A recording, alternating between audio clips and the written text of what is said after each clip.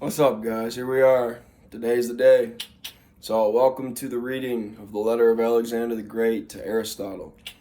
This is my room, and also this is the map of Alexander the Great's kingdom that came from the book that I was sharing with you guys, stretching all the way to India. And I'm hoping I find a lot of Indian friends in the future. Hopefully, they find my channel and, you know, greet me kindly, namaste, and peace be unto you in the name of Jesus. I'm a believer in Jesus Christ, but I know I have two friends, Dharani Chalamanasetti and Madan. Madan and Dharani got married to two beautiful Indian women, and they had a wonderful Indian wedding. And honestly, Alexander the Great married an Indian woman as well. The Indian people and their women, my mom, April, she works with Indian women, and the people of India are so kind, very nice, very pleasant people to be around. And so I know I'm talking about conquest and killing and, different things of ancient times. This stuff took place about 2,300 years ago. The battles between Alexander the Great and King Porus, and later they became great friends. But I just want to, shout out to all y'all Indians, not Native American Indians, but true Indians from India. And God's blessings to you, Dharma, and, the word righteousness, right? Like I've been learning from Madan and different people about Indian culture and why they honor the cow and why, they think the way that they do. And just because things look differently, like I said, some Christians would be like, oh, this guy is trying to get into all religions. It's like Jesus is the truth. Jesus said, I am the way, the truth, and the life. No man comes to the Father except through me. And we all come from a culture. And the thing that I love learning about Alexander the Great is he respected people of all cultures. And when you look at this book, and not just this book, but this letter, when you hear it, you will understand what I'm trying to communicate to y'all. Some people don't think this was actually written by Alexander the Great. I believe it was. If you really look at it and you understand what he is writing to Aristotle, you're getting a glimpse of something that took place 2,300 years ago in ancient India. That's awesome, man. And I'm going to try and share some things kind of like I did in the Beowulf series. Hopefully keep it to about an hour, maybe an hour and a half, who knows. So for all y'all got phones out here and trying to watch this, I mean, personally, I don't like squinting for that long. I'd find a TV or a computer. And this is like going to school. This is kind of like my class, so to speak. So in honor of my Indian friends, right, I have my tiger blanket because I love the tiger. And I'm sure plenty of my Indian friends love the tiger. Look, I love the tiger so much. I'll show you. I love the tiger so much I got it on my back. If you actually look at tigers too, the way that they fight in the wild, it's so awesome, guys. Hopefully you got a good shot of that. They're so fierce and so bold. Alexander the Great was tiger-like, and that's why many people, including myself, found inspiration in the way that he fought and led. And so I want to get this camera set up in a pretty awesome view. I want to show y'all my study too, for all you educated folks. Studying is very, very important. This is my other book that is in the process of being published. I don't know if I have a copy right here right now. It's usually in my car, but this is a pamphlet of the one that's already on Amazon. And guess what? I had a bunch of my Indian friends publish it for me at Ghostwriting Company in Chicago. Shout out to y'all. Y'all did a great job. It took a lot longer than I thought, but I'm happy with the results. So if you want to support me and this channel, to all of you YouTubers and friends of mine and subscribers of mine, I would love for you to buy. This is even a rough one because it didn't even have my picture on it yet. But yeah, The Story of Blind Beauty on Amazon, about a Viking thane who falls in love with the most beautiful woman in the world. So, yeah, without further ado, study well, study good, and learn about ancient culture because it'll help you know what's going on in your current culture. And just to let y'all know that I know, like, that I came to this not by happenstance. I, was super interested in Viking culture, hence the story of Blind Beauty. I found out that Beowulf was found with a old English version of the letter of Alexander the Great to Aristotle. And then I found that out about 3 summers ago, and I read it, and I was like, what? Like, there actually was a letter written by King Alexander to his teacher, Aristotle. That's pretty sweet. And ever since I was young, my mom taught me about, like, leadership. I've read different books, hopefully you can see, regarding, Alexander the Great's life. This is one of them, right here. Give you a picture.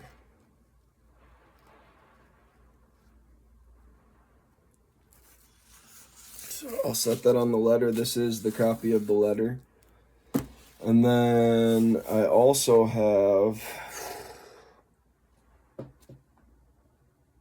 if you can see it, a memoir and a history of Alexander's life. So I've read a lot about Alexander the Great, and obviously the Koine Greek language is very important to me because it was the language of the New Testament, the Bible. And so we're getting an actual reading of what I believe to be Alexander the Great's real words, guys. Like the Apostle Paul, and other people who wrote the New Testament. Like, a lot of people will say, oh, like, people will try and discredit these ancient works of literature because of their unbelief instead of actually looking at the facts.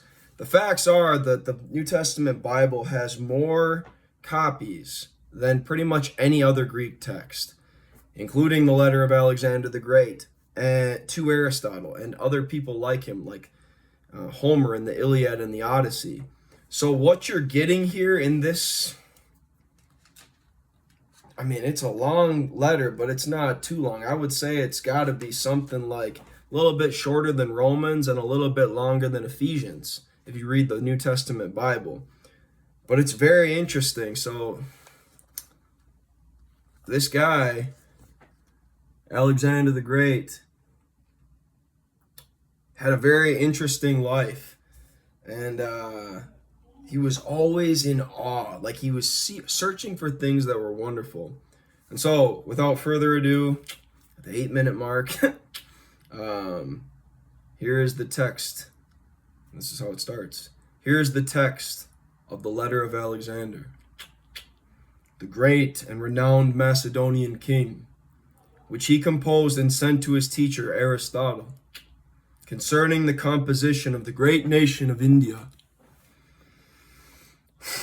and about the extensiveness of his experiences and his expeditions that he undertook throughout the world.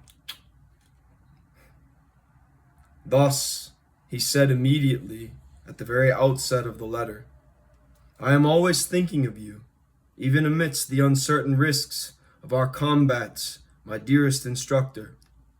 And next to my mother and sisters, you are my dearest friend.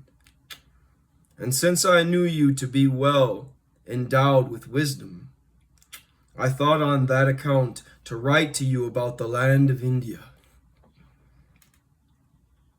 and about the constellations of the firmament, and about the countless varieties of snakes and humans and wild animals, so that your learning and acuity might add somewhat to the understanding of these novel things. Although you have consummate intellect and prudence, and the teaching of what is right requires no aid, still I wanted that you should know of my accomplishments, which you love,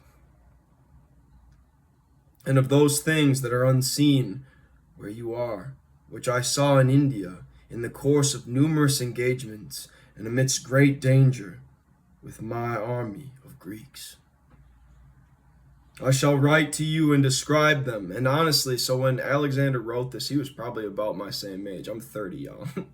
Just started up the channel not that long ago.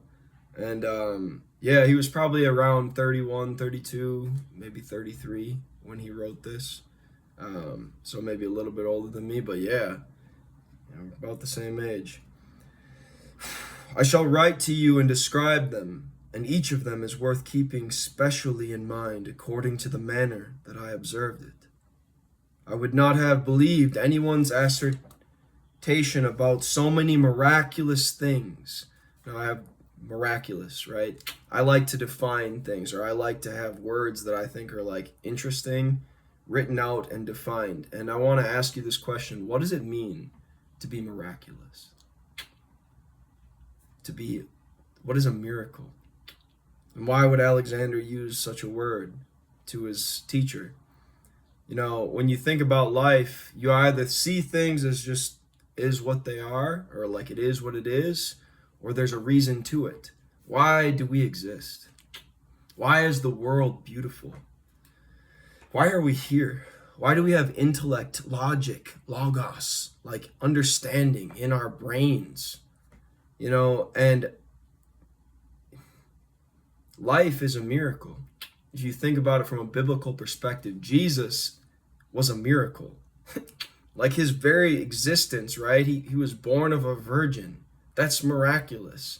Biologically speaking, that doesn't usually happen. A woman who doesn't have seed in her of a human being, flesh, like fleshly seed, sperm, like doesn't usually give birth.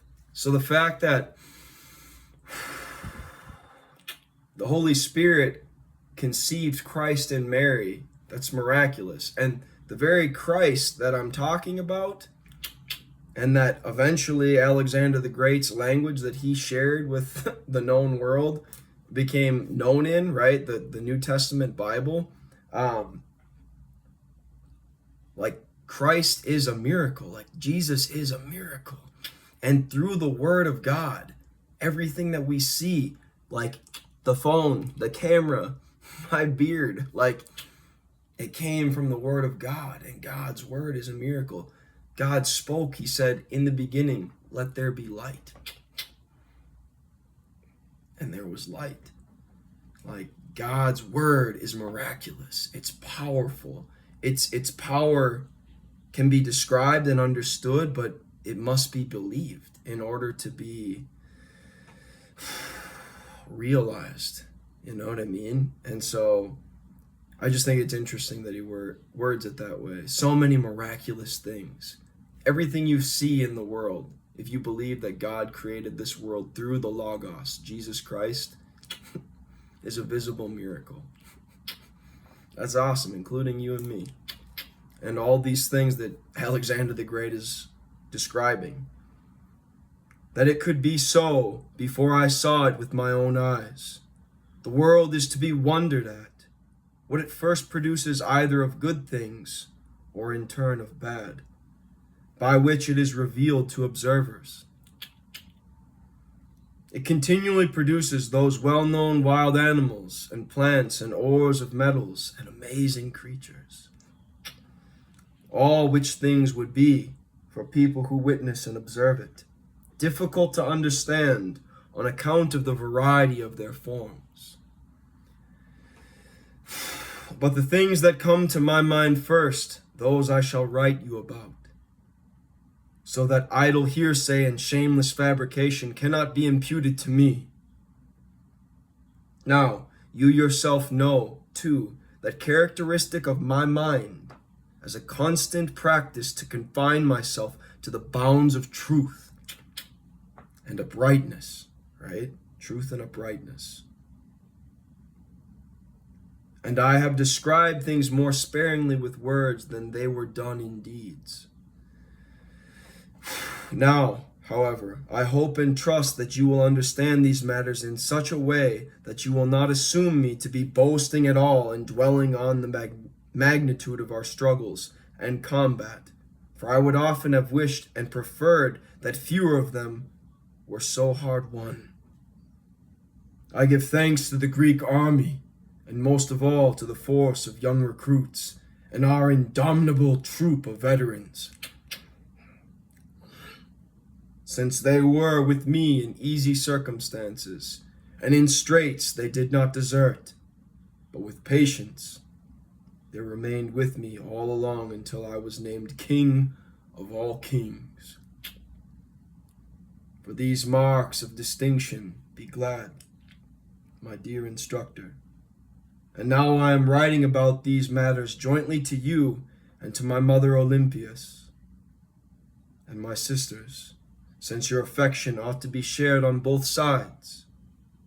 And if it is otherwise, then you should show yourself to be less than I have all along expected of you. Meaning, he wanted Aristotle to love his mother and his sisters, and if he didn't, then he wasn't being completely wholehearted. So obviously Alexander cared about his mother and his sisters a whole lot. It's kind of a threat, a little bit. That's how I read it when I read it the second time. In the earlier messages that I sent you, I related and explained the eclipses, so he wrote more than one. More than one letter, explained the eclipses of the sun and moon, and the courses and constellations of the stars. I love stars, by the way. That's how I kind of came to faith in God. Other than hearing the word, faith comes by hearing, and hearing by the word of God. I loved stargazing as a young man, even as a child with my dad and brothers. Our destiny is above, y'all. Truly. If God formed and created the worlds, the stars, the hosts of heaven by the breath of his mouth, as the Psalms declare, and what power lives in us? The same breath that breathed the stars into creation is the same breath that God breathed into Adam, the first man. And what power lives in you through faith? Power that can move mountains. Power that can raise the dead. Power that can do greater things than Jesus Christ himself, as he said, if you believe. And I do believe. And signs in the atmosphere. All these things cannot otherwise be so arranged and foreordained without a great purpose, a destiny, as we read in Beowulf. Ward is a real thing, and even the destiny amongst the Greeks was a real thing as well. And now I shall write you all these new observations in a scroll. When you read them, understand that they are all just as seemed right to the purposes of your Alexander to send you. Affectionate he was. In the month of May, we fell upon the defeated Darius, the king of the Persians, at the river Grande, and there brought under our control his entire empire. And there we established and ordained our viceroys over the Asian peoples, and we were enriched with many regal dignities.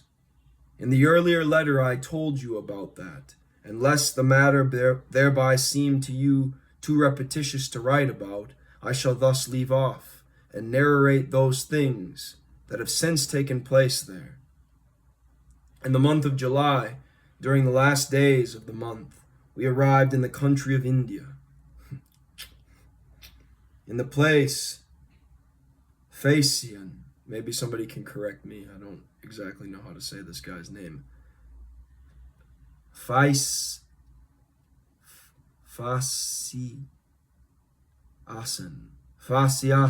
maybe that's it. Maybe you can give me a better, more educated pronunciation of that place. Phaeacian. And then, with amazing swiftness, we fell upon the defeated Porus, the king, and we gained control of his entire nation. And in that country, we were dignified with many regal riches. But I wanted you to know about those things that are worth keeping in mind.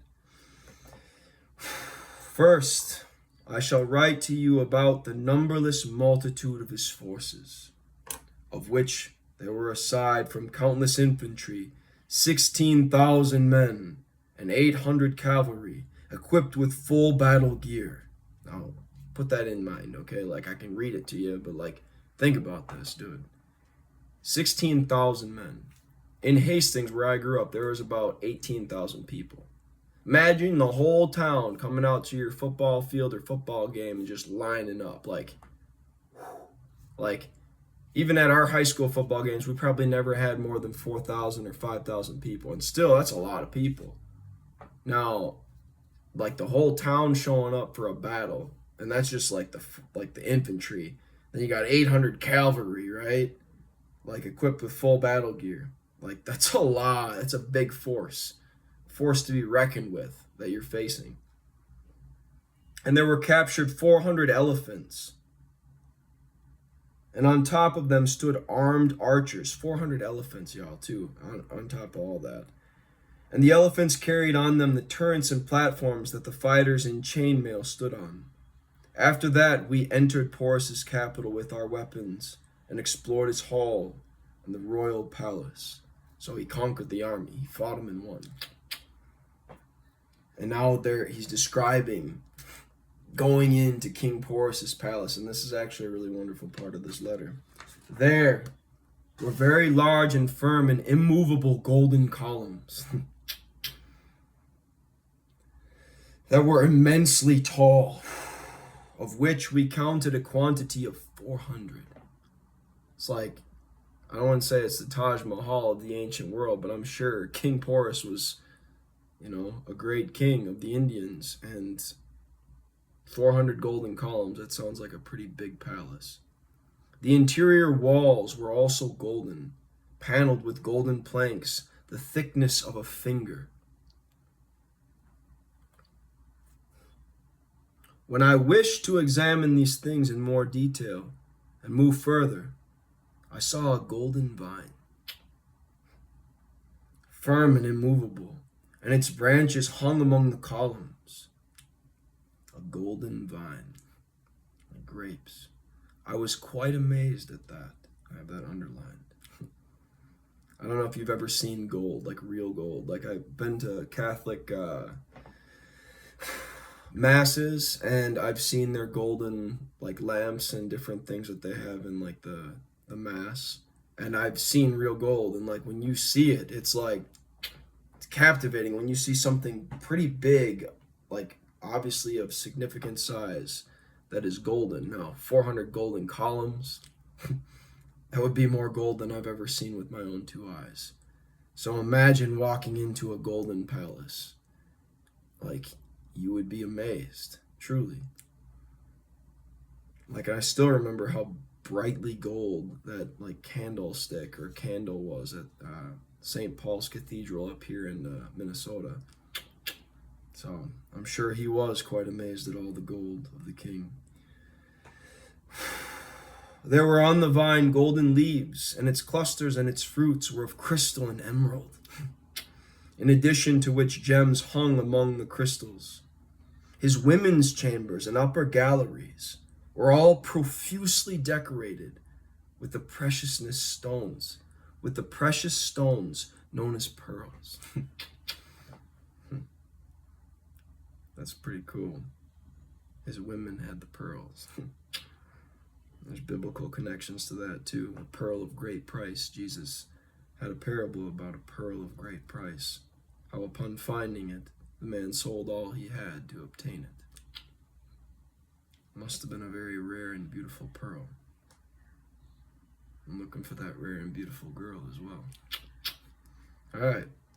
And with the gemstones known as carbuncles, on the exterior, they were fashioned with ivories that were amazingly white and beautiful, and posts of cypress and laurel supported them on the outside, and golden Solomonic columns stood among them. Now, I was just telling this to my buddy David, my roommate.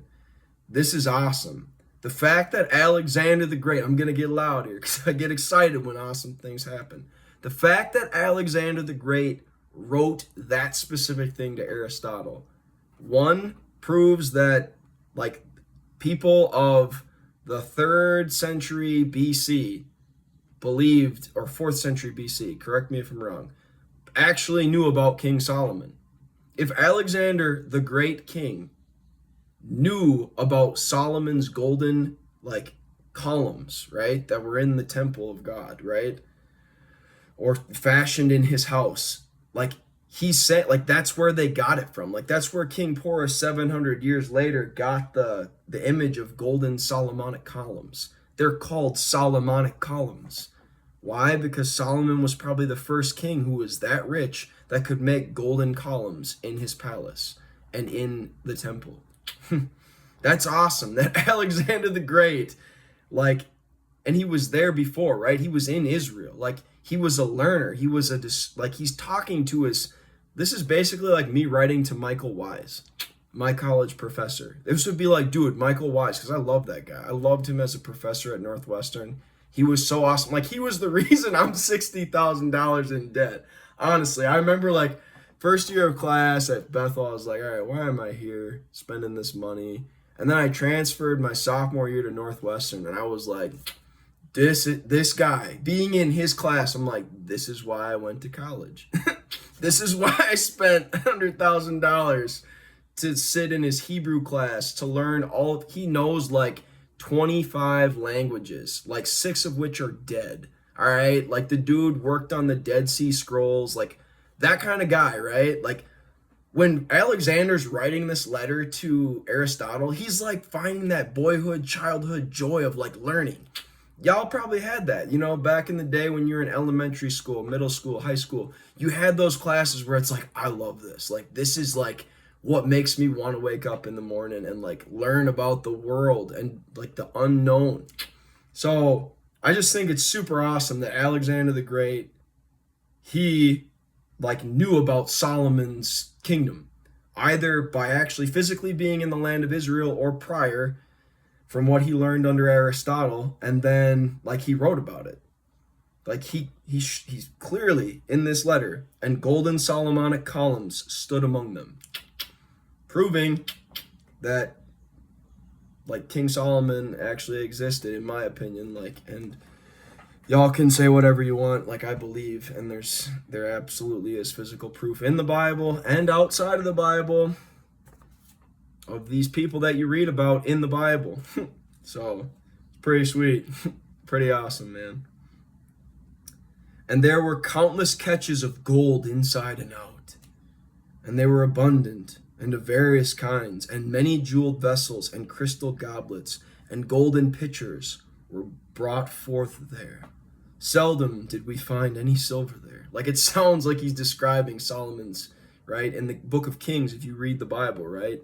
It sounds like Alexander is describing the kingdom of Solomon, except India. Like, Porus was not like, I don't want to say he was on Solomon's status, but I mean, it sounds like he was. If like they didn't even find silver, like silver was like rocks, like during the time of Solomon's kingdom.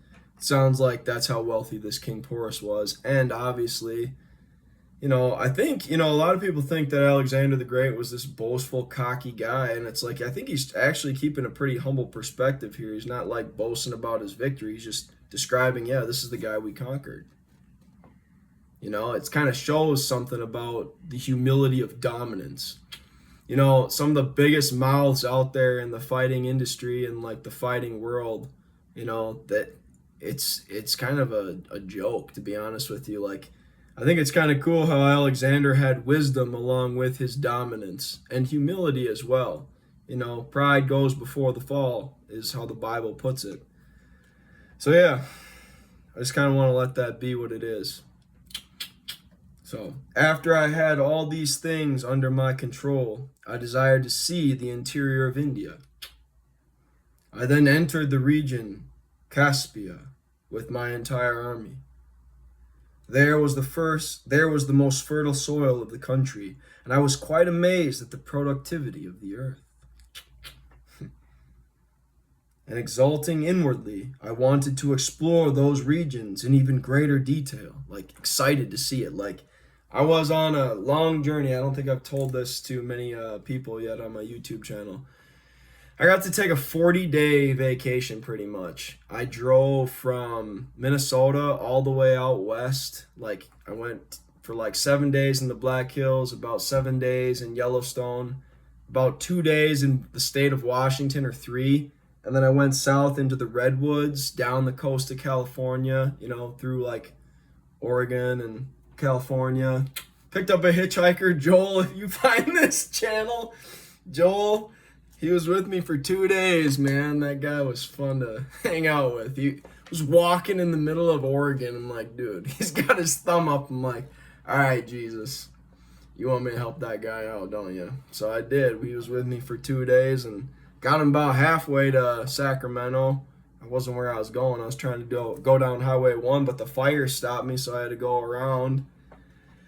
But the reason I mentioned that journey is like, dude, I remember driving through Washington and California and like seeing like the Midwest, that's where I'm from. Like I know about farming and it's beautiful. It's awesome to see the productivity of the earth, but it was super cool to see the produce of different states and like seeing how they did it and like the variety, and it's like, I understand his amazement. I understand his joy of like, oh man, let's go see this. Like I've never been here before. Like y'all know when you're on vacation, it's like, dude, like there's a waterfall over here. Like, dude, there's like scuba diving and like all this different stuff you can explore. Like Alexander's conquest was like a living vacation. And yeah, it's pretty sweet, dude. And exulting inwardly, I wanted to explore those regions in even greater detail. The inhabitants of the region told us that we should take precautions against the various species of snakes and predatory wild animals, in case we encountered them.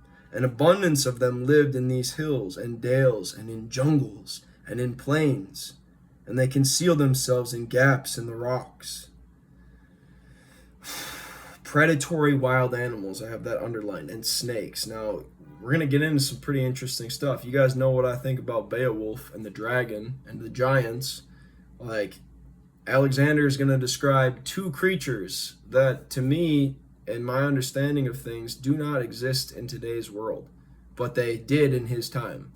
And it's up for y'all to interpret what they are and what that means to you and your scientific understanding of the world.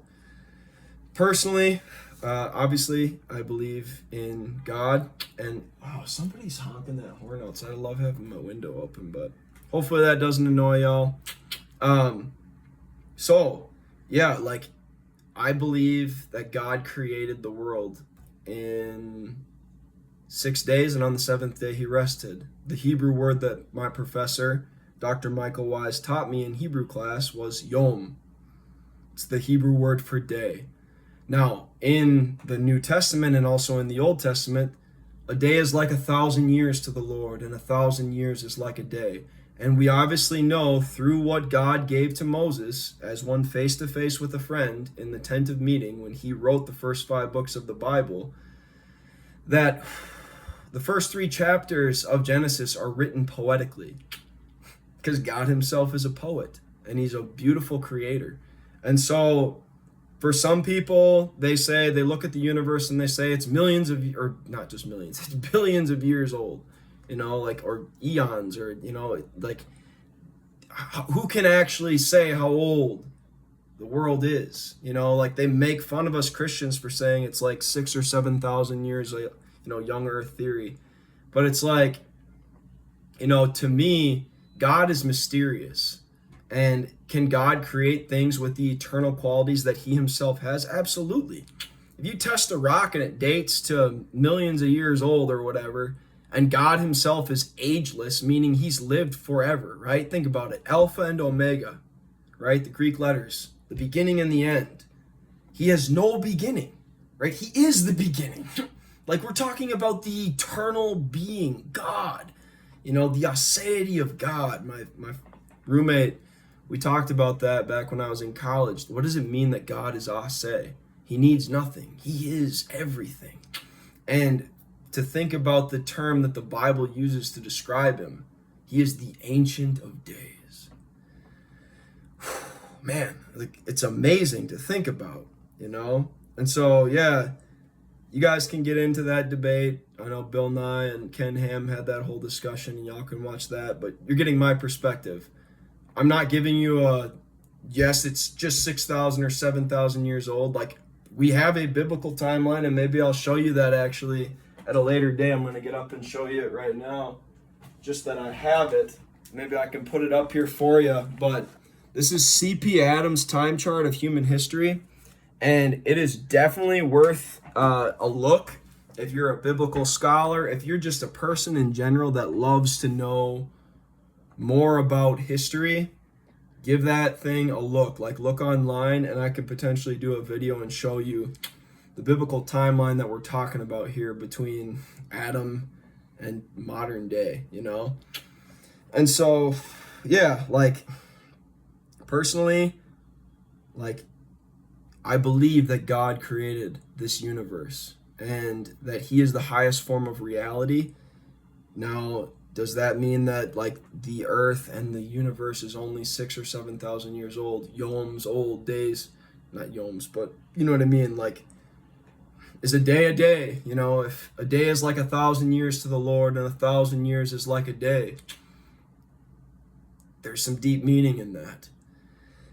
I'm going to let you guys try and discover that for yourselves, and if you have more questions on it, you can ask me, and we can get my thoughts kind of narrowed down a little bit further. But yeah, you know, I kind of leave it open for, you know, interpretation. For all y'all scientists out there, for all y'all Christian scientists, for just y'all Bible-believing scholars, and just, you know, your common average believer. God is truth, and God is the truth, but God is also mysterious, and what he creates can be trusted, like the Bible can be trusted, but the interpretation thereof, there's room for mystery. That's what I'm saying, okay? And hopefully you guys understand what I'm getting at there. So here we go again. An abundance of them live in these hills and dales, and in jungles and in plains, and they conceal themselves in gaps in the rocks. Nonetheless, I wanted to travel that perilous way, and on those ventures even more than on the more secure ways. There's something about, right? I love this. There's something about the dangerous way, or the mysterious way, or the scarier way that intrigues a man. You know, to go the safe way is just, oh, that is what it is. But the dangerous way, the stuff that looks more awesome and more intense, there's more mystery there. It gives you this thrill, this adrenaline rush of like, oh, can it be conquered? Can it be discovered, you know? It's pretty awesome stuff. I love his mindset, man. The mindset of a brave king, a man who leads from the front, it really does give you inspiration. For the purpose of meeting up with Porus, who was avoiding confrontation, before he should escape into the wilds of the world, I took with me 250 guides who were familiar with the more direct routes for those travels. Then in the month of August, we passed through the boiling sands and through those places poor in water and any kind of moisture. And I promised payment for those who would lead us expertly through the terra incognita of India. So like the land incognito, I don't know exactly what that refers to. I should have done a little bit better studying to get exactly what that is, but it's terra incognita. I might be saying it right, the land incognito, like lead us in the land, but help us not become discovered, of India, and were willing to lead me with my army safely into the region of Patriasan.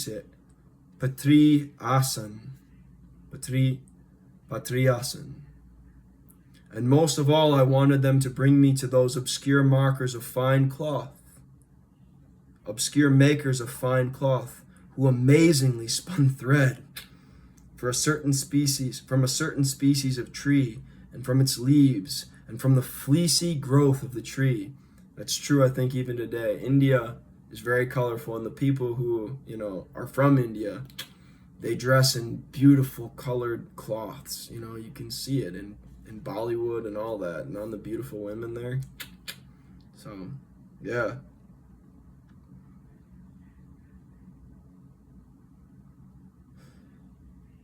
Certain species of tree, and from its leaves, and from the fleecy growth of the tree, and likewise wove and worked it into fine cloth.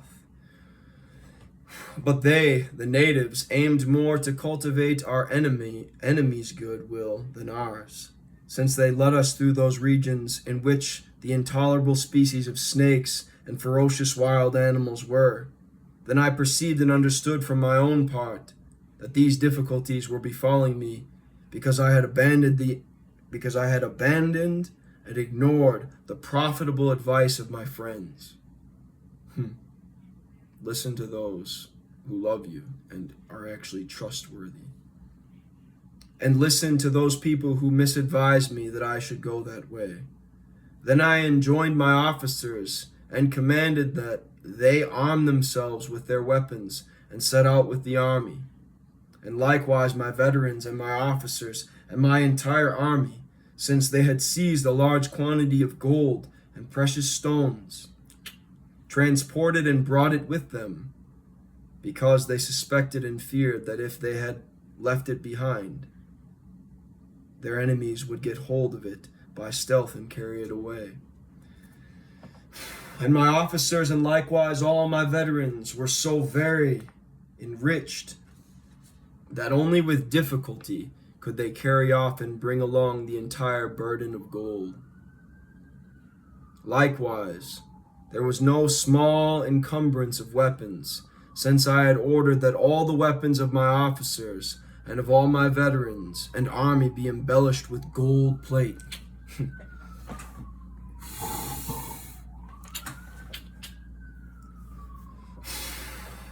So they look pretty good. I don't know if y'all know about Notre Dame's golden helmets, but I'm guessing that Alexander's officers and high-ranking military officials looked pretty awesome. More awesome than Notre Dame's golden helmets. Let's just put it that way. It shone and gleamed in front of me and around me with majesty. And they carried standards and ensigns before me, and such a great wonder and spectacle there was of my army in its splendor over all other emperors who have been on earth. I have written beside here, even though that is glorious to read in that way and in that tone, one's own glory is not glory. That's how the Bible puts it. God is my glory. That's from David's Psalms. Humility precedes honor. To brag about your own great doings is not good. To describe them is not bad, but the heart with which you do it matters. So I wanted to put that as I read that there. When I myself observed and perceived my own felicity, and I don't know what that, I have it right here and I'll probably look it up later. Felicity. Tell me what that means, you scholars, or people who actually know, without having to look at the dictionary. Maybe it's your own homework, you can do the same. Felicity, and my glory, and the vigor of my youth, and the excellent condition of my life, I was somewhat pleasurably exalted in my spirits. He didn't say proud. I love that. I hate pride. I absolutely hate pride. He said, I was somewhat pleasurably exalted in my spirits.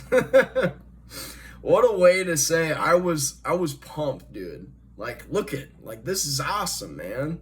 But he wasn't proud, right? Or he doesn't say, I was proud of what I did, I don't like saying that. I don't say that when I say stuff. It's all glory to God. You can feel good about yourself, but you don't have to be proud. I was somewhat pleasurably exalted in my spirits. What a way to say, man, look at what we've done. Look what I've done. I was somewhat pleasurably exalted in my spirits. But as it often turns out in better and more secure and more secure circumstances that events in one's condition often change and go awry. It then happened to us that we were painfully afflicted and weakened by thirst. Speaking of which, I probably should have brought in some water, but I may get up, show you the fridge, and come back in here. But think about this. We bore and suffered that thirst oppressively all the while. Then an officer of mine named Serverus found water in a hollow stone and drew it with a helmet and brought it to me. And my officer was himself thirsty. And yet he cared more for my life and well-being than his own. Sounds a lot like David, right? When he was longing for that water from the place where he grew up, and the 3 mighty men fought through the Philistine lines just to get him some water from that well. And then what'd he do? He poured it out before them because he was kind of upset at them. Like, you risked your lives just to give me some water. But he was also showing them honor, like, your lives are worth way more to me than some water that I was longing for. Like, be careful with your lives. You know, think about that. Your most loyal soldiers or most loyal friends, how much do you care for them? You know, how much do you really love them to be like warning them of danger and things to come in the future, or even just doing reckless things that, like, why would you do that, you know? Like, it shows a king's love, you know, when you read things like this, or read things like that in David's account in the Bible.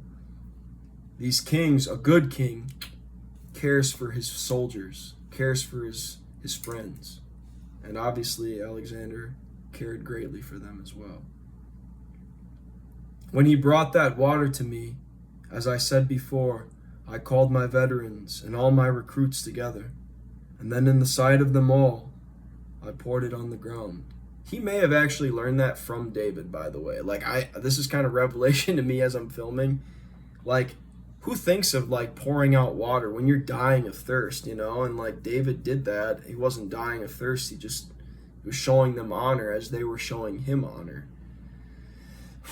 But for King Alexander to pour water on the ground when everybody's dying of thirst, it's an encouragement to show them, I'm suffering with you and we're going to get through this. Lest I drink and my officer and my army and all who are with me should go thirsty. And then before them all, I praised my officer Serverus's action, and in the sight of them all, I rewarded him with valuable gifts for that deed. And now that my troop was heartened and calmed, we proceeded the way we had begun. It was not long then in the desert till we came to a certain river. On the bank of the river stood rushes and pine trees, and trees of the species, silver, fir, and immense height, and girth grew and flourished on the incline. When we came to the river, on account of the unendurable thirst that was oppressing me, for my own part, as well as my entire army, and the animals that were with us, I called for my troops to rest and pitch camp. When we had made camp, I wished to slake and cool my thirst.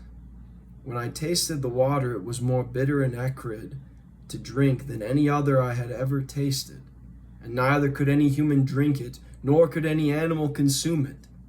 Then I was sorely concerned at heart for the dumb animals, because I knew that men could more easily endure that thirst than the animals. He cared for the animals.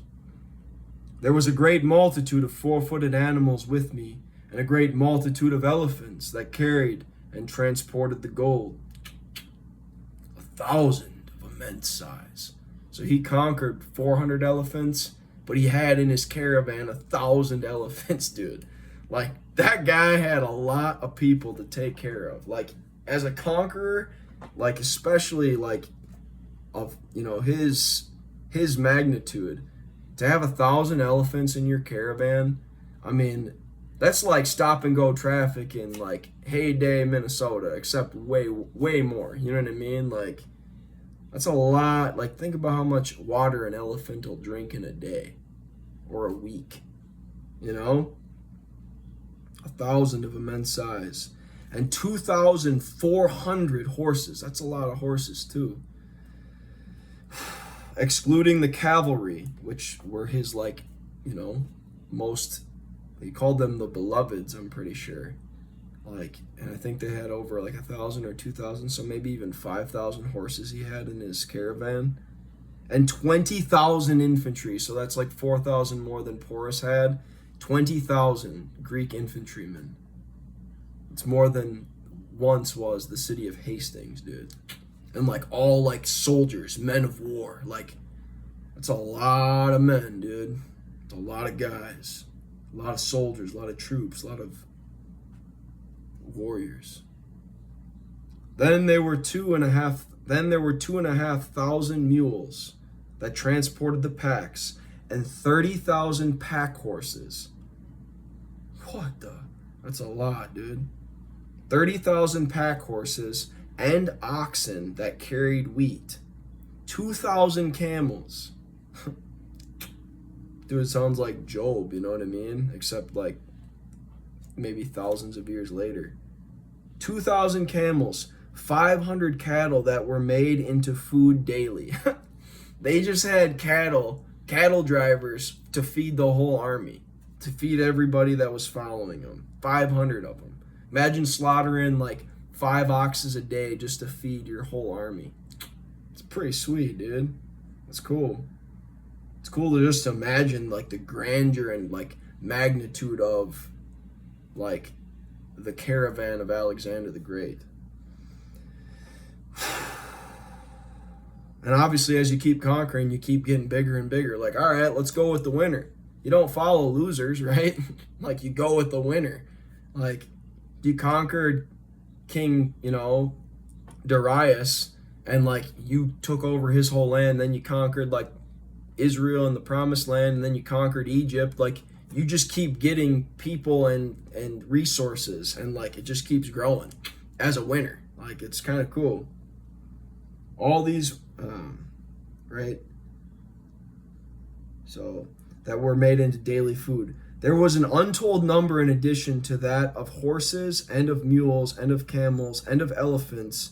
An immense multitude traveled behind us, like people who wanted to just go with him wherever he was going.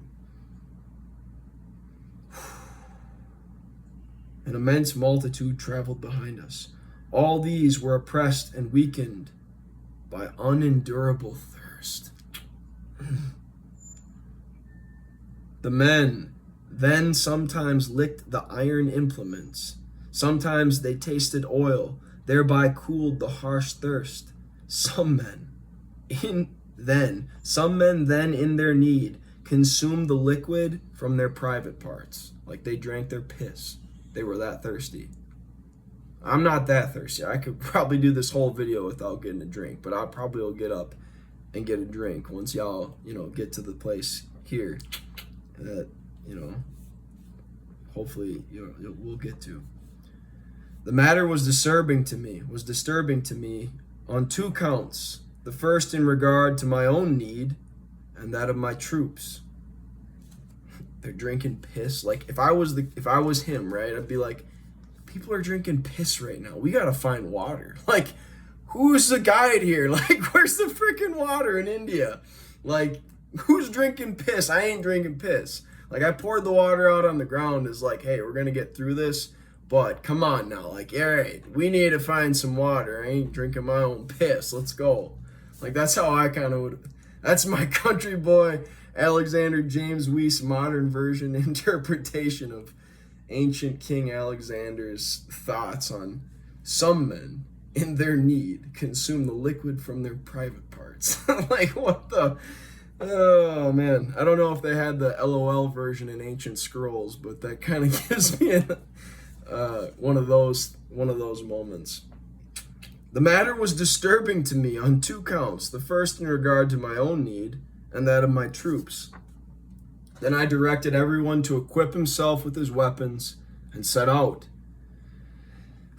And also I strictly demanded that the man who was not equipped with his weapons in military fashion should be killed with weapons. Like, dude was serious. Like, I know I like to joke around a little bit, have some fun, like be a little funny, but dude, this guy's like no joke. Like, all right, get some water. If you don't got your military weapons, if somebody's trying to carry stuff without military weapons and he's thirsty, just kill him.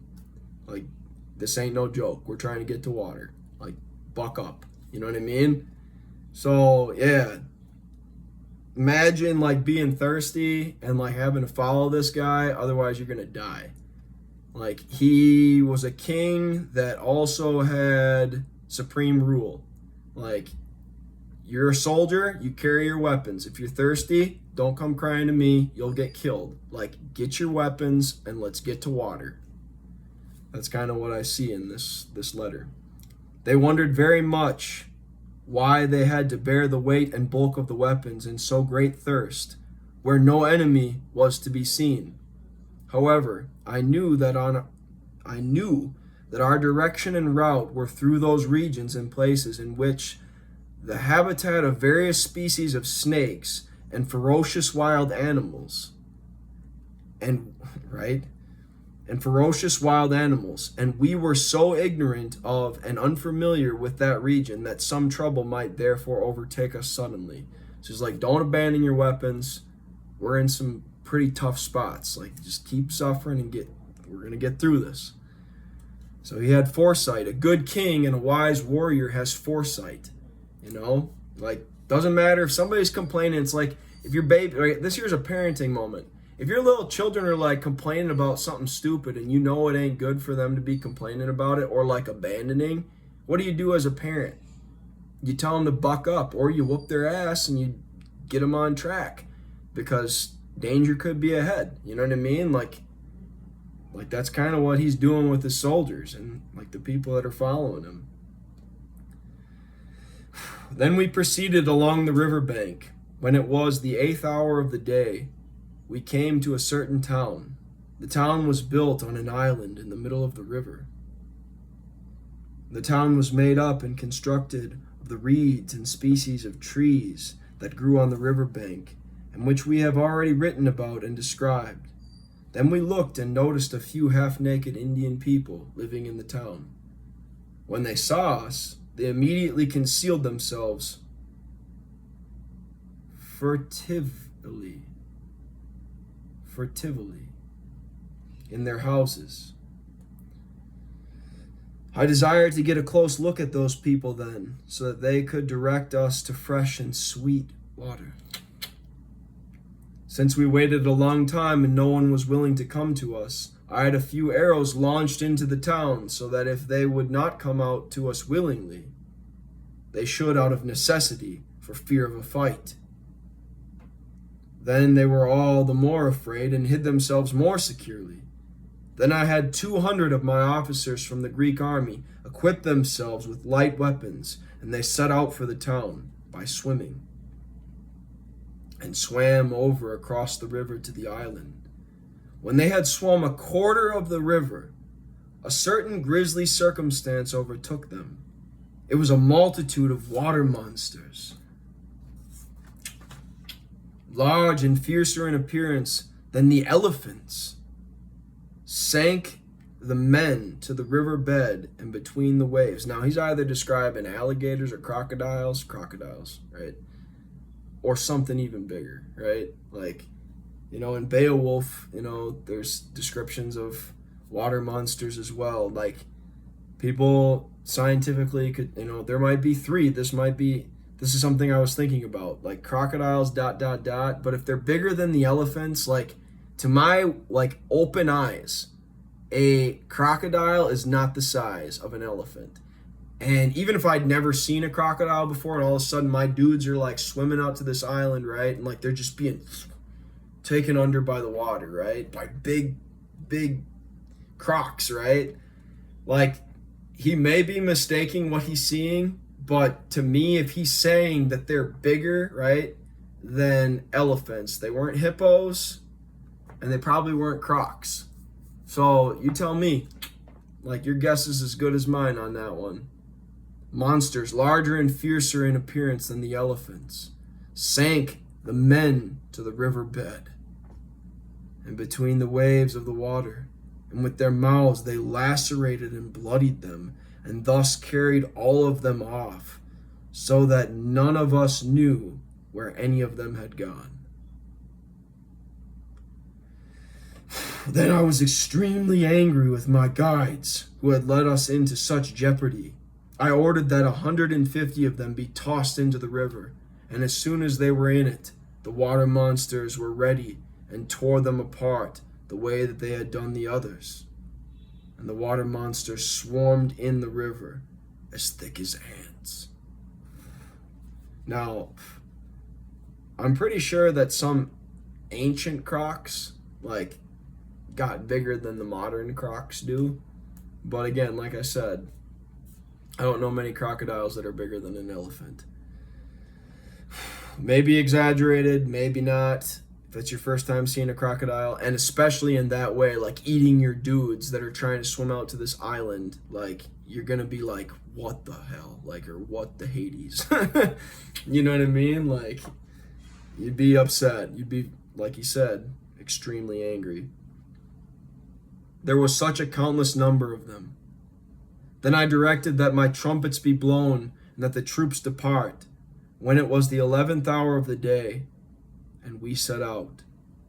We then saw people traveling along the river, who had made of the reeds and species of trees that stood on the river bank a kind of vessel that they sat on top of. When we had asked them about fresh water, they answered us and said in their language where we could find it, and said that we should come upon a certain very large lake, in which there was plenty of fresh and sweet water, and that we should reach it quickly enough if we were diligent. And then it was, on account of so many threats, that we traveled all that night, weakened with thirst and sorely troubled by the weight of our weapons. And through the whole night that we traveled thus, lions and bears and tigers and panthers and wolves continually attacked us, and we fended them off.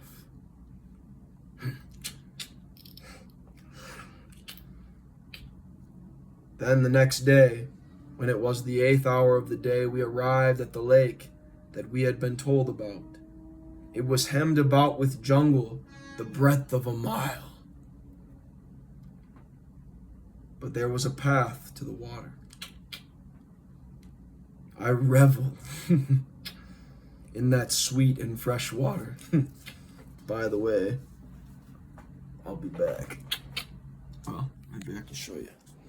So, if y'all check out my channel, if you look at one of the first videos, I go down to that fresh spring over by Grace Church.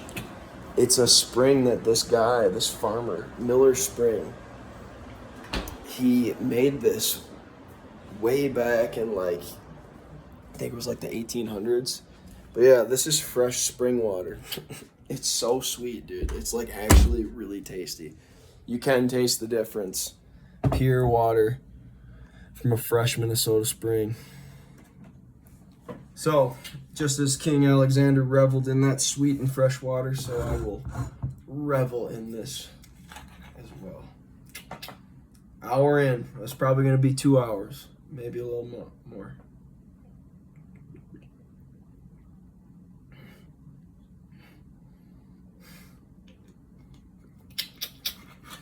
That's good. Oh, that's very good.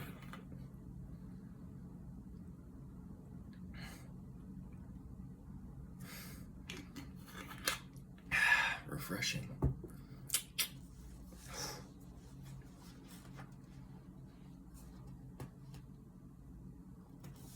Okay.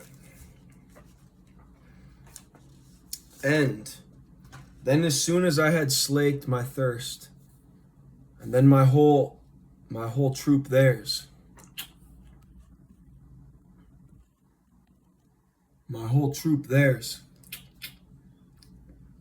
I had our horses and livestock watered. They were all devastated by thirst. Then right away I told the troops to pitch camp. The encampment was 20 furlongs. Now, I have that defined up here as well. What is a furlong? How long is a furlong? 20 furlongs. In length and likewise in breadth.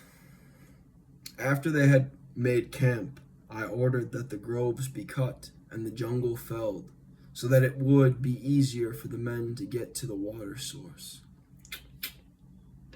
and to the lake that we had camped by. Then I had all our horses and livestock and elephants assembled and placed in the midst of our camp, and among the tents, lest any of them go missing, since it was not plain to us what might happen to us over the course of the night.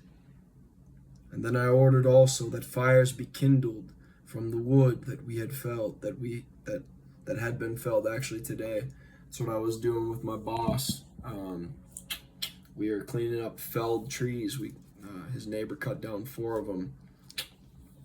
And that's a process, let me tell you. Cutting down 4 big trees and the amount of firewood for thousands of people.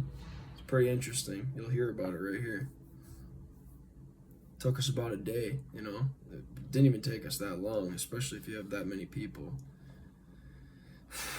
So then I had all our horses and livestock and elephants assembled, and okay, so there's that. And then I ordered also the fires be kindled from the wood that had been felled.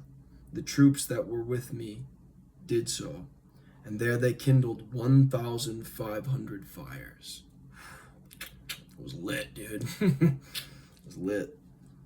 I did this so that if anything unanticipated happened to us during the night, we should have light and the benefit of the fire. Now, there's a benefit to seeing, but you know, light also attracts things as well, if you think about it. When we had kindled as many fires as we intended, there was a blast of my troops, and I took a meal. I wonder what kind of meals Alexander the Great ate in India. And all my troops did likewise. It was then 1 hour till evening, and I directed that 2,000 of the golden lamps that I had with me be lighted. Then before moonrise, those vermin called scorpions came, as they were accustomed, toward the water source. There was a great multitude of the vermin, and their number was countless, and they rushed in force upon our camp and fell upon it. Then after that there came horned snakes, the kind of snake called kerestes. They were all of various colors, for some of them were red, some black, some white. When observed, the scales of some shone and gleamed as if they were made of gold. All that region buzzed with the hissing of those pests. And we also had no little dread on their account, but we shielded ourselves from them with our shields, and also with long-shafted spears we struck and killed them, as well as burned many in the fire. We thus endured these conditions so that we fought with those vermin and struggled as much as 2 hours of the night. After the pests had drunk the water, they departed and did not attack us. Then it was the 3rd hour of the night. We wanted to rest then. Then there came again snakes more amazing than the others had been, and more dreadful, which had 2 heads, and some even had 3. Again, I don't know what that kind of snake would be. They were of amazing size. Now, I did check this out. If you guys look in detail at my adventure to the Black Hills and the reptile gardens, the giant snake, right? Like the ancient snake, not the boa constrictor or the anaconda, but like the giant snake, like that scientists actually do know about, that was like huge, right? this may be the very thing that Alexander, like that snake, Alexander very well may have encountered and have fought against with his troops in India. They were of amazing size. They were as large as columns. And some were even taller and thicker. The vermin came there from the neighboring hills and caves because they wanted to drink the water. The pests moved and slithered in amazing fashion. Their breasts were turned up, and they went on their backs. And ever as they moved, they slit and tore the earth as much with their scales as with their mouths. Those vermin had 3 slits of the tongue. And when they exhaled out of their mouths, with their breath came something like a burning torch. Something like a burning torch. Not a fire, but something like a fire. Something, something venomous, deadly. The breath and exhalations of the pests were very deadly and venomous, and on account of their pestilential breath, many men died. With these pests we fought longer than 1 hour in the night, and the vermin killed 30 men of the troops and 20 of my own officers. That's 50 dudes. I told the troops, though, to have good courage in the face of those conditions that had affected us, so many trials and difficulties. When it was the 5th hour of the night, we intended to get some rest, but then there came white lions, like the likes of bulls for size. They all came roaring fiercely. When the lions came there, they immediately rushed at us, and we shielded ourselves against them as we could. And such trials and difficulties were visited on us with animals in the black night and in the dark. So, too, there came boars of immense size and many other wild animals, like probably deer and who knows what else, things that weren't vicious and, attacking. And yeah, lions do attack. White lions, they do exist. I mean, it's kind of interesting to me, like, what other species of cat existed during the time of Alexander the Great? We have the saber-toothed tiger here in America. I've seen the skulls of them things. Awesome, by the way, at the Creation Museum. Huge teeth. Like, how do you even open your jaw that big? You know what I mean? Like, what other species of lion, coats or whatever, could have been and could have existed during his time, 2,300 years ago?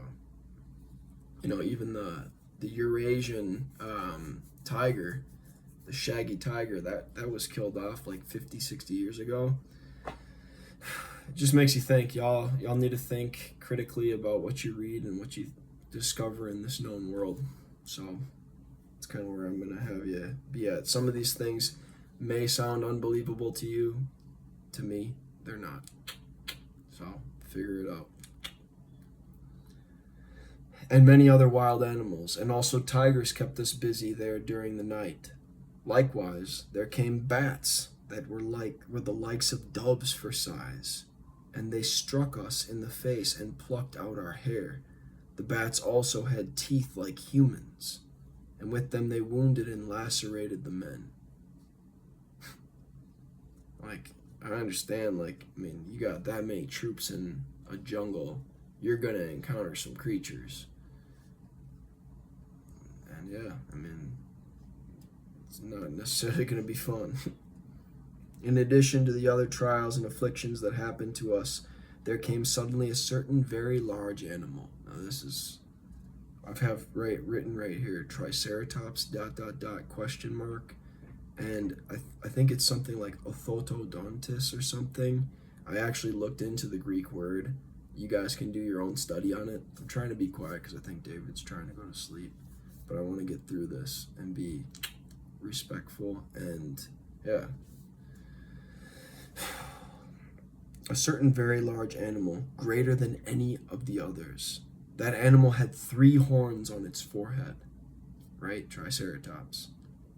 And it was dauntingly armed with those horns, like ready to fight with them. Indians call that animal despot, or teeth despot, orthodontus, or something like that. The animal had a head like a horse. To me, it fits Triceratops, because it actually does kind of look like a horse's head. And it was of black color. I think that's interesting too. In Beowulf, the dragon was a many-colored monster. This one was black. Very interesting to me. Super interesting to me. When this animal had drunk the water, it noticed our encampment, and then suddenly it rushed upon us and our camp. It did not hesitate on account of the burning of the hot flame and fire that it faced, but it moved along and walked over everything. While I was positioning the force of the Greek army, and we intended to shield ourselves against it, it at once killed 26 of my officers in a single onslaught, like one charge. Think about that. If this thing charged one time and killed 26 dudes, and listen to the rest of this, killed 26 of my officers in a single onslaught, and it trampled 52 and made cripples of them. 26 plus 52, 58 people, 78 people, just in one charge. That sounds much bigger than an elephant. You know what I mean? Or around the same size, but just deadlier. You know what I mean? Elephants can be controlled. This thing sounded like it couldn't be. You know what I mean? So that they could be of no use to me. And then we fiercely shot it with arrows and also with long-shafted spears and felled and killed it. You have right there in his own writing, basically a dinosaur or some sort of creature with 3 horns that's charging the camp and killing 26 men and making cripples of 52 others in one onslaught, one charge. That's interesting to me. Very interesting to me. And sad as well. The fact that those men died and also that the creature was killed. Like I said in my time out at the Black Hills, Alexander saw the world as conquest. And the person who kills the biggest creature or conquers the most land, kills the most men in opposing armies, he's the greatest warrior. He's looked on as the great one. And so conserving animals was not his aim. Conquering animals was, and conquering lands and peoples. So there's the account. Do with it and think of it what you will.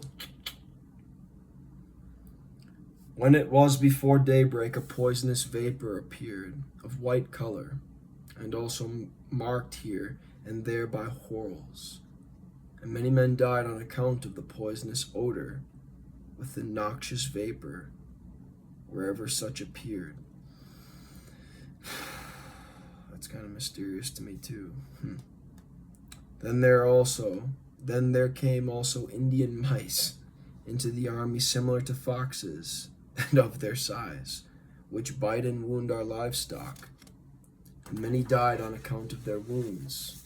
Mice that are feeding on or trying to bite the animals that were in the caravan. And many died on account of their wounds. Each of the men survived it, though they wounded all of them. When it was before sunrise, there came those birds called night ravens. They resembled falcons. The birds were of a glossy appearance, and their beaks and claws were all black. The birds encircled the entire shore of the lake, and none of the birds were hostile or harmful to us. But with their claws they snatched up and lacerated the native fish that were in the lake. We did not drive the birds away or do them harm, but they themselves at length departed. In the morning, when it was day, I commanded that all the guides who had led me into such straits be bound, and that their thigh bones and shanks be broken, so that during the night they would be consumed by the vermin that came looking for water. And I also commanded that their hands be cut off, so that by virtue of that torment they would suffer the torment that they had willingly invited and brought upon us. Oh. Yeah, that's why you keep your weapons. Sounds like that lake in India was a precious source of life to very fierce and ferocious creatures.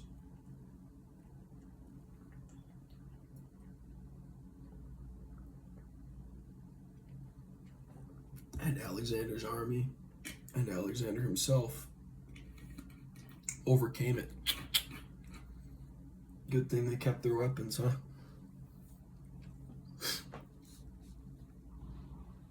Then I had my trumpet sounded and the troops set out the way we had started. We traveled then through rough terrain and trackless expanses, a large force of Indian men and of the gibberish-speaking people, that's where we get, I think, gibberish from, who inhabited those regions were assembled there anew, and we fought against them. Thereupon, when we perceived fiercer combat and a greater struggle impending for us, we abandoned those perilous routes and avenues, and we traveled on better ones. And so, with my forces intact, handsomely endowed with gold and other riches, we entered the province of Patrician.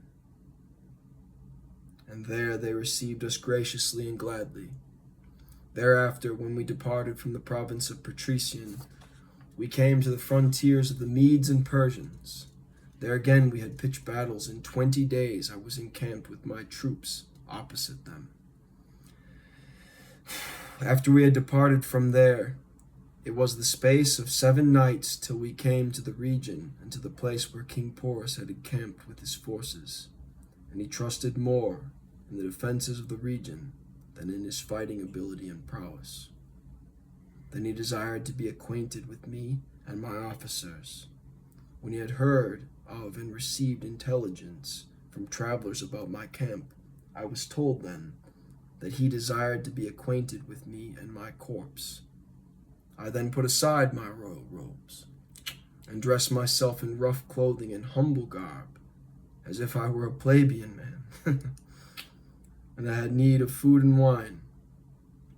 When I was in Porus's camp, I said before, as soon as he learned of me there, and he was told that someone had arrived from Alexander's camp, he demanded that I be brought to him at once. So he came to him in disguise. When I was brought to him, he questioned me and asked what King Alexander was doing and what sort of man he was and of what age. Then I mocked him with my answers and told him that he, Alexander, was decrepit with age and was so old that he could not stay warm otherwise than at a fire and at coals. Straightway he was very pleased and delighted at my responses and my remarks, because I had said that he was so decrepit with age. And then he said also, how in the world can a man so decrepit with age prevail against me in any combat, since I am myself young and vigorous? Then he asked me more particularly about his affairs. I said that I did not know much about his affairs and seldom saw the king, because I was his officer's man, and his herdsman and tender of his cattle. When he heard these remarks, he gave me a letter and a missive, and asked that I give it to King Alexander, and he promised me a reward if I should give it to him, and I promised that I would do as he asked me. As soon as I had departed from there, and came back to my encampment, both before I read the letter and after, I was overcome with laughter. I am telling these things to you, teacher, and to my mother Olympias and my sisters, so that you may hear and comprehend the arrogant presumption of the gibberish-speaking king. He didn't even know it was him.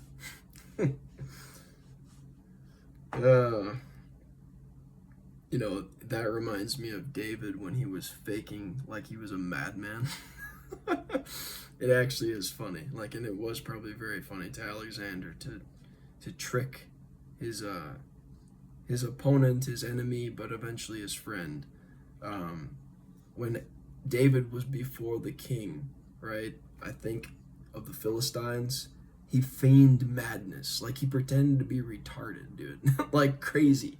He pretended to be crazy and had drool coming down his beard and like was acting all like, you know, like special, right? Weird. And like I have friends too that are special needs. I'm not trying to make fun of those people, but David did that. Like, think about it. I'm serious right now. Like, I am absolutely serious. I don't want anybody saying, oh, this guy's a jerk, because I'm not. I love autistic people and people with Down syndrome. I love them dearly. But seriously, if you were about to die, like if they found out this is David, this is Alexander, the guy that we're fighting against, what would they do to you? They would kill you on the spot. How do you get out of that kind of stuff? Like, they don't know you by face. They only know you by name. Like, you got to think of something. And, like, the fact that David just starts acting crazy, like he's dumb or retarded or whatever, like special, like a madman, a crazy man. And they're like, get this guy out of here. Like, what's he doing in here? Get him out of here. Like, what are you doing? You know, and, like, the fact that Alexander tricked him and was like, oh, I'm just this herdsman. No, I don't condone lying. Deceiving for the right purpose, potentially not a bad thing, just like David did. But yeah, it is kind of funny how the connections and comparisons relate. So I had then studied the king's camp and the fortifications into which he had gone with his troops. Then at once the next day King Porus submitted to me with all his force and troops, when he had perceived that he could not fight against me. And out of the enmity that had been between us, it happened that he afterward was a friend to me and to the entire Greek army, just like David. So, like, think about this. Actually, it's funny. It's like, all right, so David, because he's like, I'm going to die if these people find out. Like, I'm the dude that killed Goliath, their, like, champion dude, and, like, his brothers and stuff.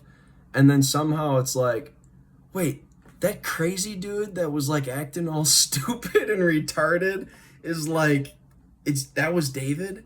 Like, they would have thought the humor, right? Like, of like, right, you prepare a table before me in the presence of my enemies. Like, these people who wanted me dead, if they knew who I was.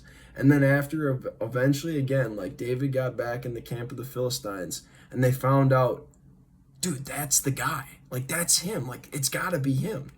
And like, they're like, wait, didn't you like, and then like you tell them like, yeah, like that was me. Like, you guys thought I was just some crazy dude and you let me go. But now I'm fighting with you guys. Like, is that cool? Like, I'm no longer killing y'all. Like, I'm fighting with y'all. Is that cool? And like, they're like, yeah, I mean, if he killed all of us, he'd probably be like, they saw him, right? Like, they saw his ability to kill as an advantage for them. You know what I mean? Like, if this dude basically conquered our entire army and he was fighting for Saul, and now that Saul guy wants this dude dead, how about instead of killing him, we use him to our advantage? Oh, bright idea, huh? Having wisdom is a necessity, not only to your allies, but also to your enemies. Think about that. For real. Alexander had that same kind of intellect that David had as well. The power of disguise. It's very powerful. And then making friends of your enemies, man. Like, that's pretty cool. He afterward was a friend to me and to the entire Greek army, and my comrade and ally. And then I gave his kingdom back to him, right? He was friendly to him. He gave him back his kingdom, right? He's king of kings. Right? You can still rule your land. Just make sure when I come around, like, I'm the boss. Like, that's kind of how he walked around. Like, that's kind of his thinking. And if you don't, we're fighting again. You know what I mean? And he was so happy about the unexpected favor of his kingdom, since he himself had not expected any kingdom, that he showed me his entire treasury, and he endowed me, and he endowed both me and all my troops with gold. And he cast and formed images of the two gods, Hercules and Liber, both of gold. And he erected both on the eastern edge of the world. And I have written here, Yah is the one true God. Now, even in his letter, gods is under, like little gods, which I do think that they both were, because we are gods. Jesus said, all of you, like I tell you, you are gods, and all of you, sons of the Most High. So, I'm a god. You're a god. We're all made in the image of God. But God, Elohim, is the God of gods, and he is the one true God and living God. It's powerful stuff. Then I wanted to know whether the statues were cast just the way he had said. I ordered that they be drilled into. They were both cast of solid gold. I then directed that the holes by which they had been tested be done away with and filled with gold again, and commanded that sacrifices be offered to both gods, lowercase g. I don't agree with that, obviously, as a believing Christian man. But it is therein in his letter. So then we went on our way and wanted to see and explore more wonderful and splendid things. But as we traveled, we saw nothing else but the uncultivated plains and jungles and hills by the sea, which were inaccessible on account of wild animals and vermin. I traveled nonetheless beside the sea because I wanted to test whether I could encircle the entire earth that the ocean surrounds. Wondering. He's an adventurer. But then the inhabitants told me that the sea was so dark, and all the ocean, that no one could navigate it by ship. And then I wanted to explore the left-hand parts of India, lest any in that country be concealed or withheld from me. That entire region which we visited was parched and marshy, and cane and reeds grew. Then there suddenly appeared a certain animal from the fen and from the wilderness. The animal's entire back was serrated. Now, what does serrated mean? I think that means like armored. The animal had something like headdresses, like chief headdresses. Kind of cool, interesting to think about. A dinosaur, ... question mark. A head round like the moon, and the animal was called Head Like Moon, and its chest was like the chest of a sea serpent. And it was equipped and toothed with hard, large teeth. And the animal killed 2 of my officers, and we could wound that animal neither with a spear nor with any weapon, but with effort we felled it with hammers and mallets and beat it to death. Like, just imagine bashing its head with a hammer and a mallet till it dies. That's what he did. That's what they did. That one only killed 2 people, so it must not have been that big, to be honest with you. The other one sounds much more dangerous, that he met at that lake in the middle of the jungle. Then afterward we came to the jungles of India and to the remotest borders of the country. I don't know if you guys, that dinosaur I kind of wanted to describe. You know that recent discovery of like the hard-plated dinosaur, like, and its head's on there too? Like, I mean, it does kind of look like a moon, like see a little bit of the similarities, but like, I wonder if it had something on that head that made it even look more different, because it talked about, like, he mentions headdresses and a head round like the moon with a serrated back, like that. I don't know the exact name of it. Not Stegosaurus, I don't know. So just the dinosaur with like a big club at the end of its tail, but then like a hard back. That's the one I'm thinking about. Maybe you guys can mention it in the comments. But I remember reading something recently, it's 2024, about a discovery of a dinosaur like that. May have very well been one that Alexander encountered in India.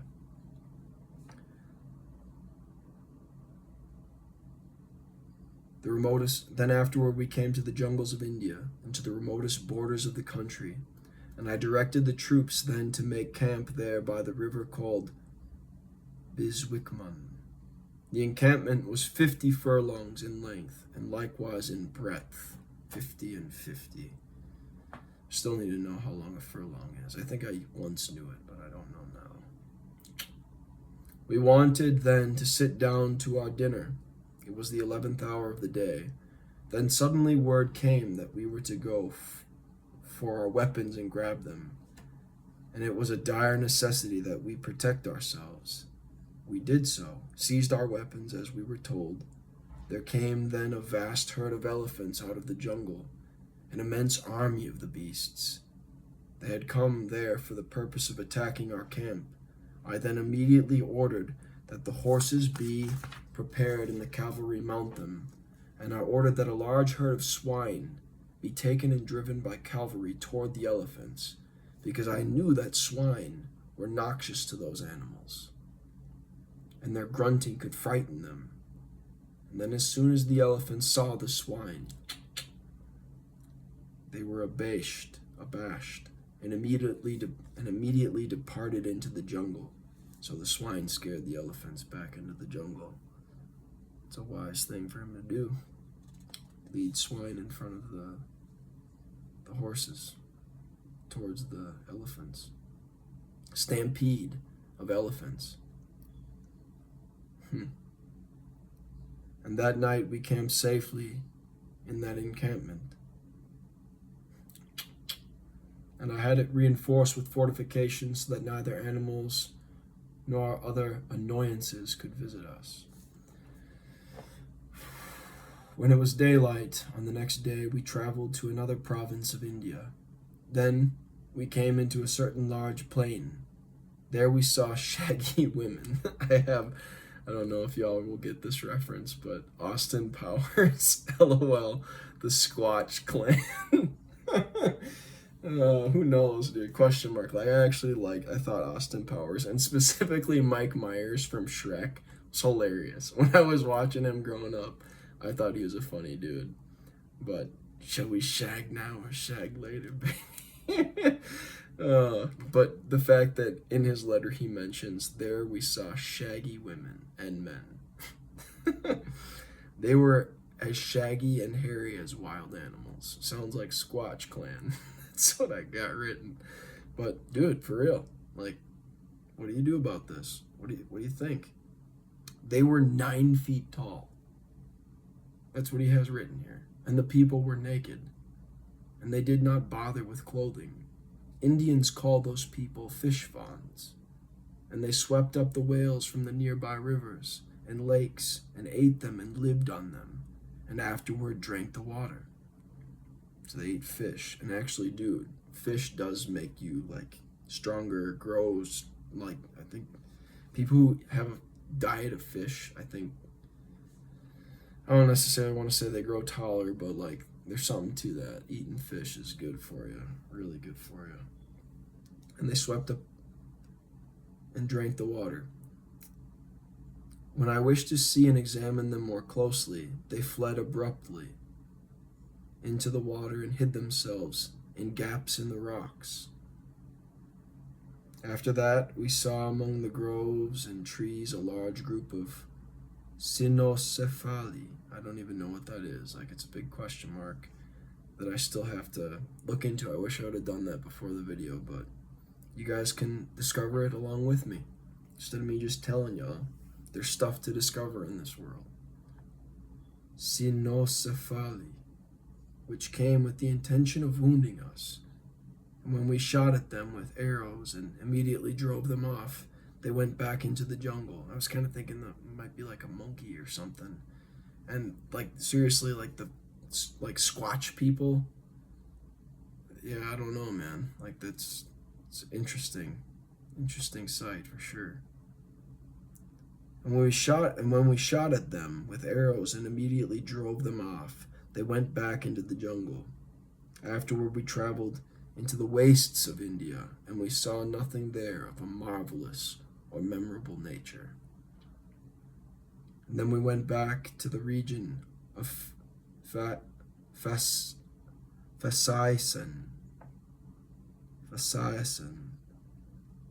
from which we had set out, and we made camp there by the neighboring waters. And there we erected all our tents in the evening, and there were also quite a few fires lighted. Then suddenly there came a very strong wind and a blast. The wind grew so fierce that it leveled many of our tents, and likewise it took a heavy toll of our livestock. I then ordered that the tents be assembled again, and the bags all brought together, and the bags and gear of our encampment were gathered with difficulty on account of the wind. And then we camped in a milder and warmer valley. When we had encamped and put all our things in order, I told the whole army to sit down to dinner and have a meal. And they did so. When it came near to evening, the winds began to rise again, and the weather to grow rough, and an intense chill developed in the evening. Then there came a heavy snow, and it snowed as much as if a thick fleece had descended.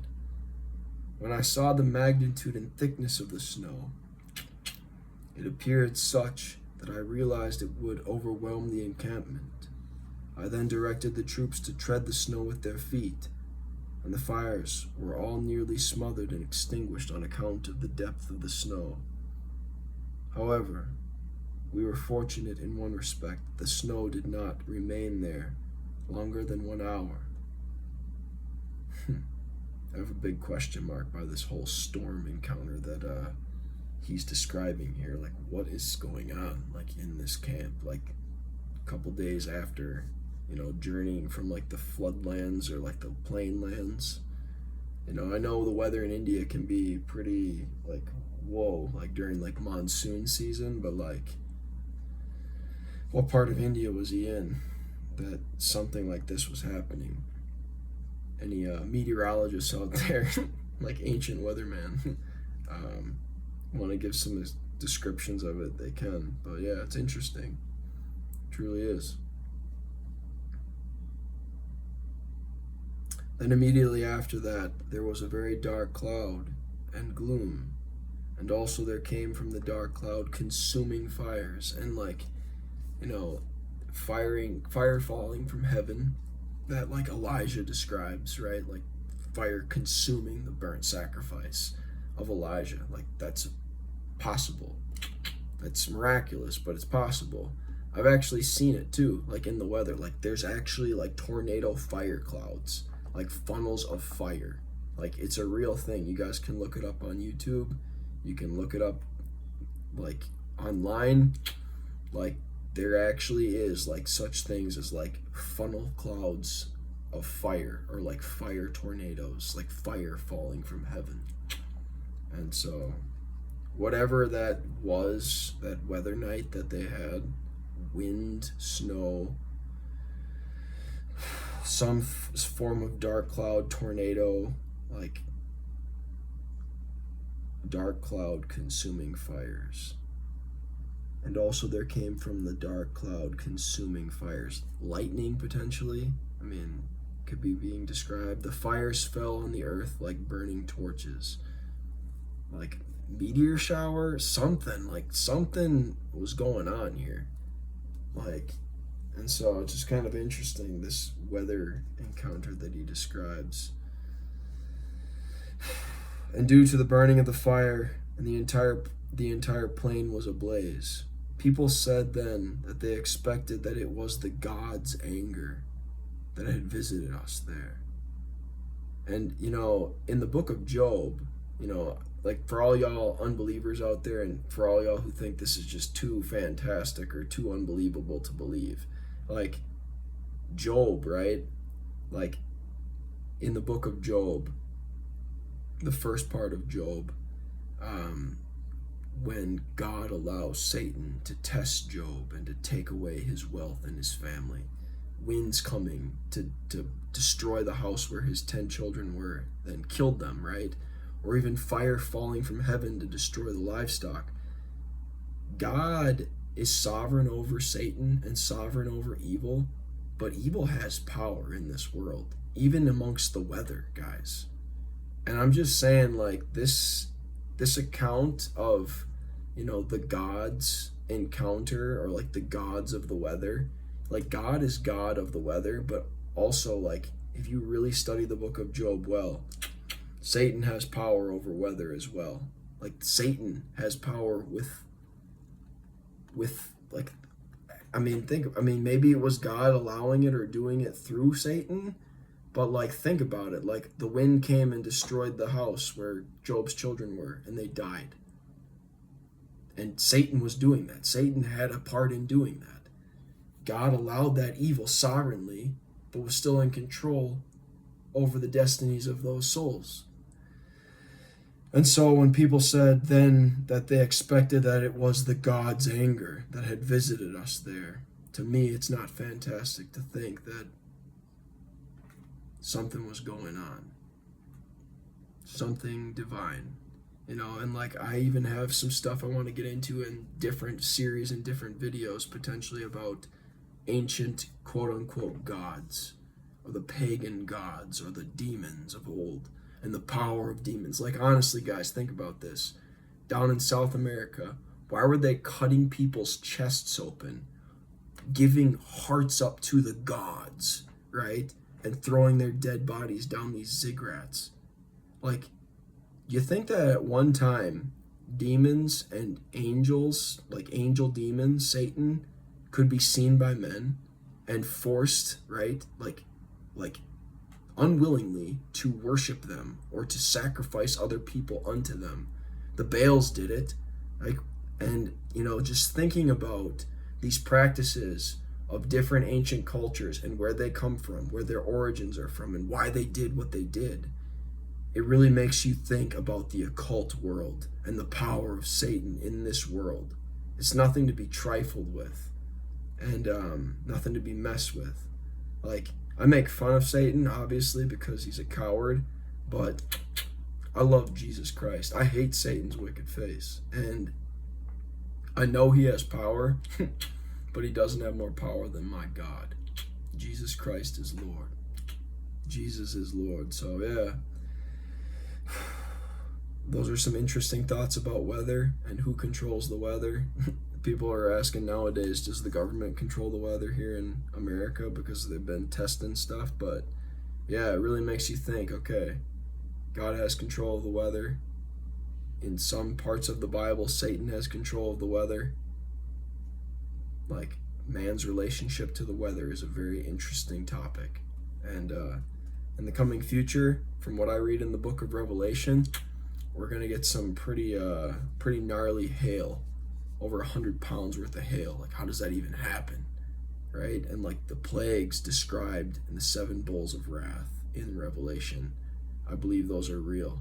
And it almost stirs and shakes my soul thinking about the power of God and what will happen at the end of the age.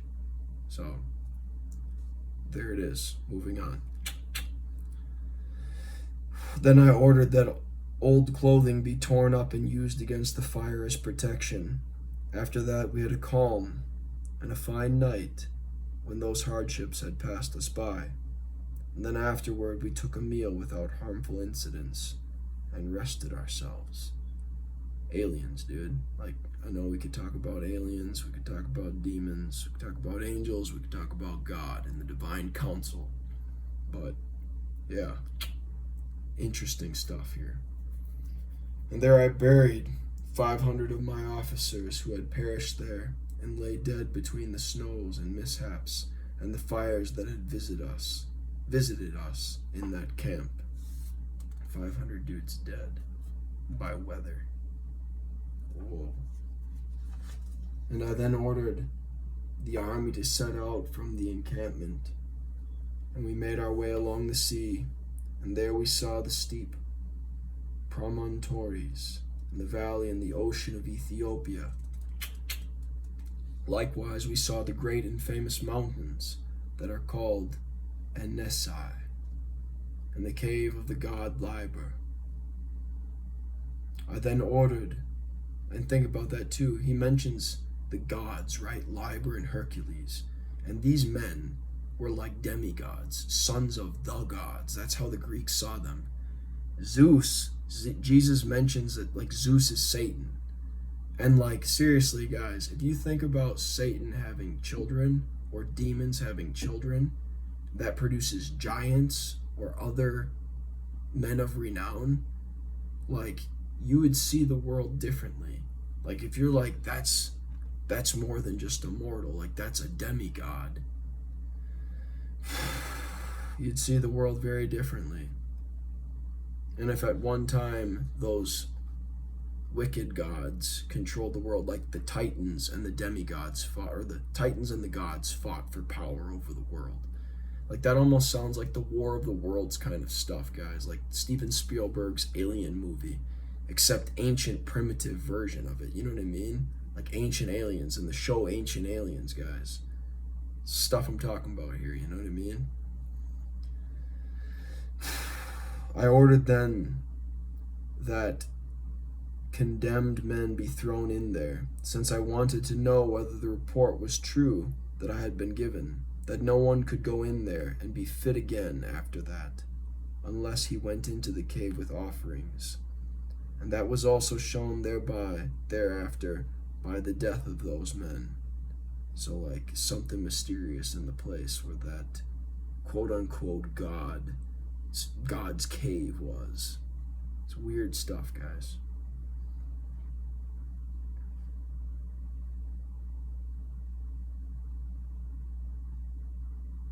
Because on the third day after they had gone into that cave, they died.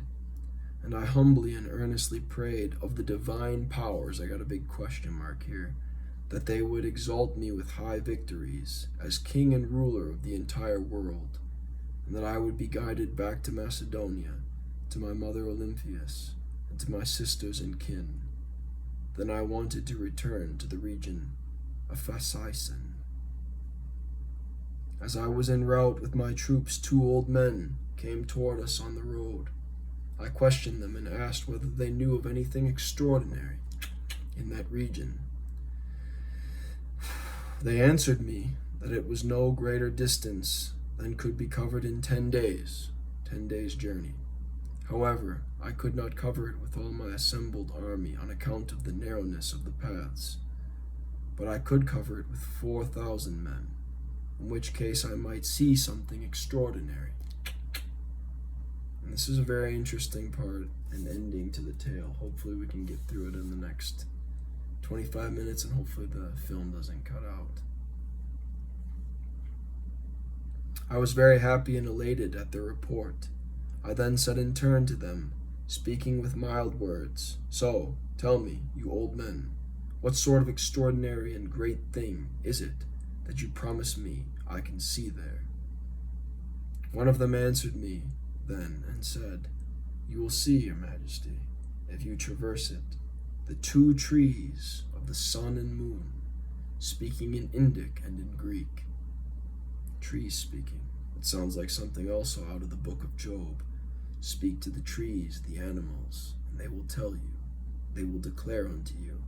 God speaking through the men, that if you ask the creatures in creation, they will speak to you. It makes you really think, like the serpent spoke to Adam and Eve in the garden, like other things speaking. The power of God, the miraculous power of God. Getting chills just saying it. One of them is male, the tree of the sun, the other female, the tree of the moon. Genesis, the greater light to rule the day, and the lesser light to rule the night. Male and female, masculine and feminine. And they will tell whoever asks them what of good or bad, what will happen to them. Trees of destiny, that's what he's describing. I did not believe them, but supposed that they were speaking to me in derision and mockery. And so I said to my companions, "My might extends from east of the world to the west, And these old and decrepit gibberish speakers here are now jeering. They're mocking me. Like they're trying to make a mock of me, you know? Like I can sense his humor in some of his sayings of these gibberish speakers are now jeering at me. Like my might extends from east to west, and these guys are trying to make fun of me. He didn't believe him.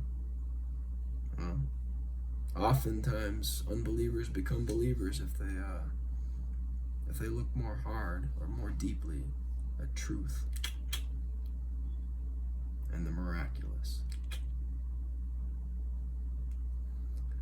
I intended to order that they be done some harm, and they swore up and down that they were speaking the truth and were not fabricating these matters. I wanted to test whether they were telling me the truth, and my companions implored me that they not be deprived of the glory of such exploits, but that we try out whether it was so that it was not far to go. Now that it was not far to go, I took with me 3,000 and left the rest of my army to wait in Phasaeson under King Porus and under my viceroys, my rulers. Then we left, and the guides led us through the place poor in water, and through the intolerable regions of wild animals and vermin, which were called by remarkable names in Indic. As we were nearing the inhabited region, we saw both women and men dressed in panther pelts, and the hides of those animals called tigers. And they made do with nothing else. When I questioned them and asked what nationality they were, they answered me and said in their language that they were Indians. The place was spacious and pleasant, and there was an abundance of balsam and incense, and it also oozed from the branches of the trees, and the people of that region lived on it and ate it. While we were investigating the place in greater detail and walking among the groves, and I was marveling at the delightfulness and beauty of the region,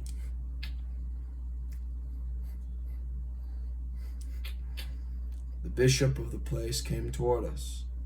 The bishop was 10 feet tall. Sounds like a giant or like a demigod. And his entire body was black except for the teeth, which were white, and his ears pierced through, and earrings made of various gemstones hung down, and he was clothed in the skins of wild animals. When the bishop meaning like the holy man, came to me, he approached me at once and greeted me after the local custom. He asked me why I had come there, and what I wanted there. I answered him that it would please me to see the sacred trees of the sun and moon. Then he answered, if your companions are undefiled by intimacy with women, they are permitted to go into the divine grove. Of my comrades, 300 of my men were with me. Then the bishop told my companions to take off their shoes and their clothing, so to go into this grove naked. Sounds kind of weird. I have a big question mark there, but it sounds like going back into the garden, dude. Like the Garden of Eden. Like people know, right? Like about that story from different cultures. We all have a connection to it.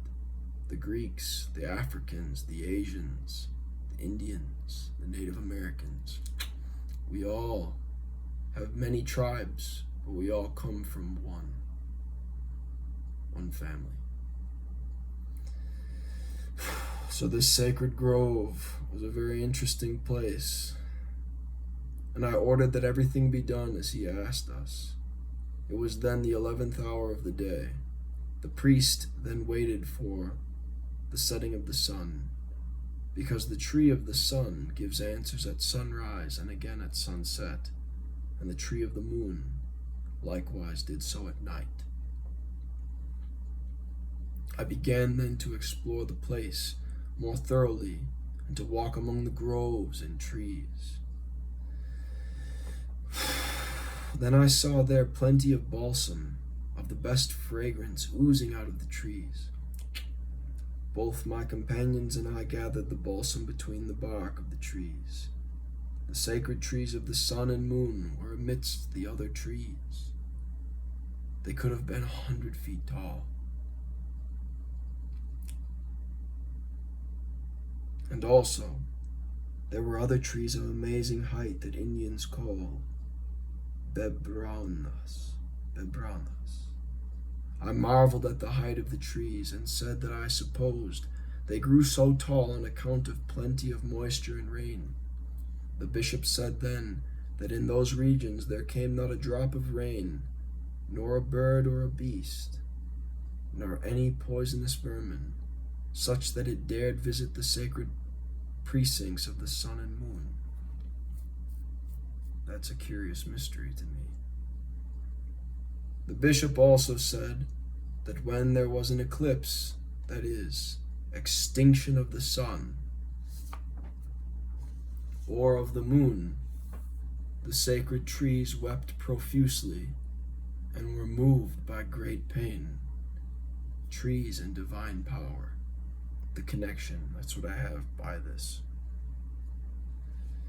Right? The tree of the knowledge of good and evil was in God's Eden, God's garden, his sacred garden. What is the power of divine trees? Think about it. The other tree, the tree of the, not the tree of the knowledge of good and evil, but the tree of life. What does it mean that the tree of life was in the garden? What power does the tree of life have? It's interesting, man, really interesting. Because they feared that they would be deprived of their divine power. So when the sun eclipsed or the moon eclipsed, the trees wept with great pain because they feared, a tree having fear, that they would be deprived of their divine power. God takes their power away from them. Why? Like, trees give us life right now. Like, I love apples. I just had a cider beer with my buddies. I had a good time. Like, love it. Apple cider beer tastes great. Like, that gives me life, dude. Sustenance. Orange trees, apple trees, banana trees. Lots of trees give you life. Were there other powers to trees as well? I believe there was, and is. And why was it taken from them? Interesting questions to think about. Then I thought, said Alexander, that I would offer a sacrifice there, but the bishop forbade me, and said that it was not permitted anyone to kill any animal or cause bloodshed there. But he told me to pray at the foot of the trees. Pray to what? To who? That's kind of my questions. Obviously for me, to the one true God. Pray at the foot of the trees that the sun and moon would answer me truthfully with responses about the things I asked after these matters were done that way. We then saw the radiance of the sun in the west, and the radiance touched the tops of the trees. Then the priest said, "Now everyone look up, and whatever matters you wish to ask about, think about it privately in the heart, and let no one reveal his thoughts in open speech." So they were like meditating and thinking. While we were standing quite near the groves and the oracles, I thought to myself whether I could force the entire world into subjection to me. And then afterward, exalted by those victories, whether I could return to Macedonia, to my mother Olympias, and my sisters. The tree then answered me with words in Indic, and spoke thus: "Alexander, undefeated in battles, you will be king and lord of the entire world. But still you will not come to your own country from which you first set out. because your fate has decreed it thus ahead of you and beforehand.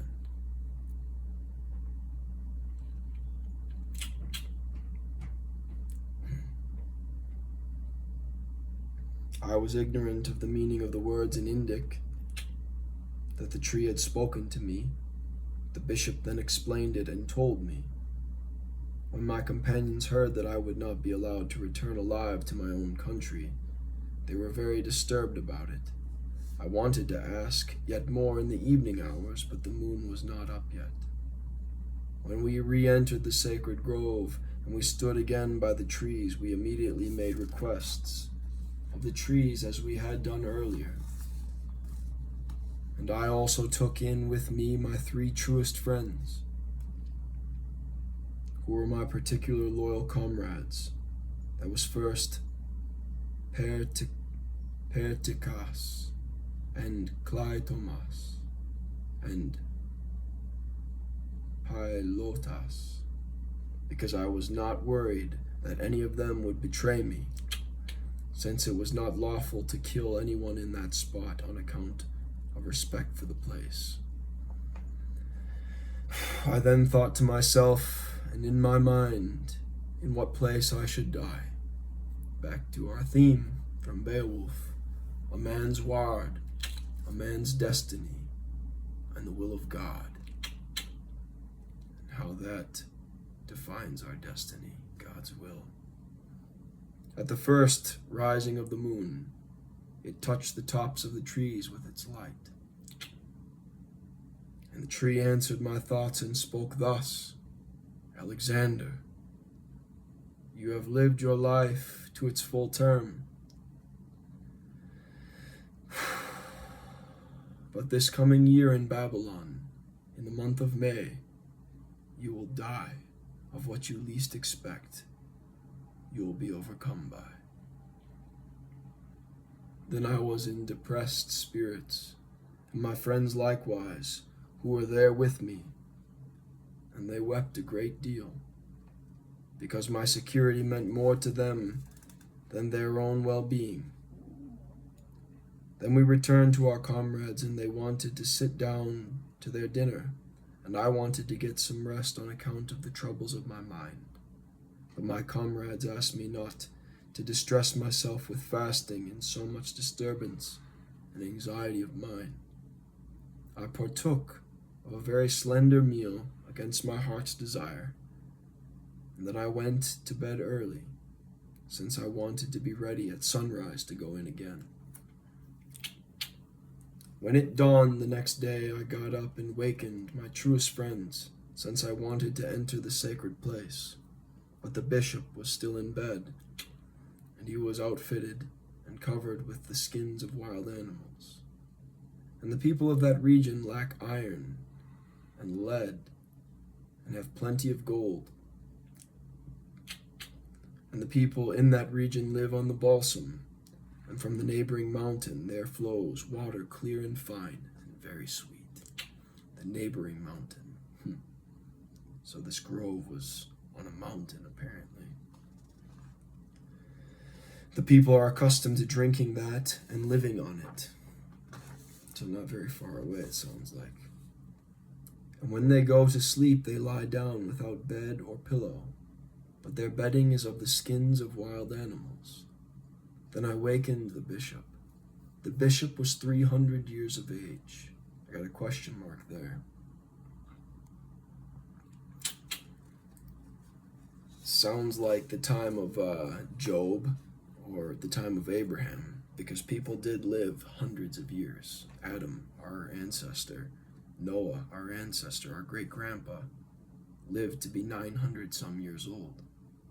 The bishop was 300 years of age, and God said, in the future, men's days will be 120 years. 129 maybe at most. But this man apparently lived very long. When the bishop got up, I entered the divine precinct, and for the 3rd time began to ask the tree of the sun through which man's hand my end was ordained, or what final day my mother or my sister should now expect. Then the tree answered me in Greek and spoke thus: If I reveal to you the plotter against your life, you will easily turn aside the event and stay his hand.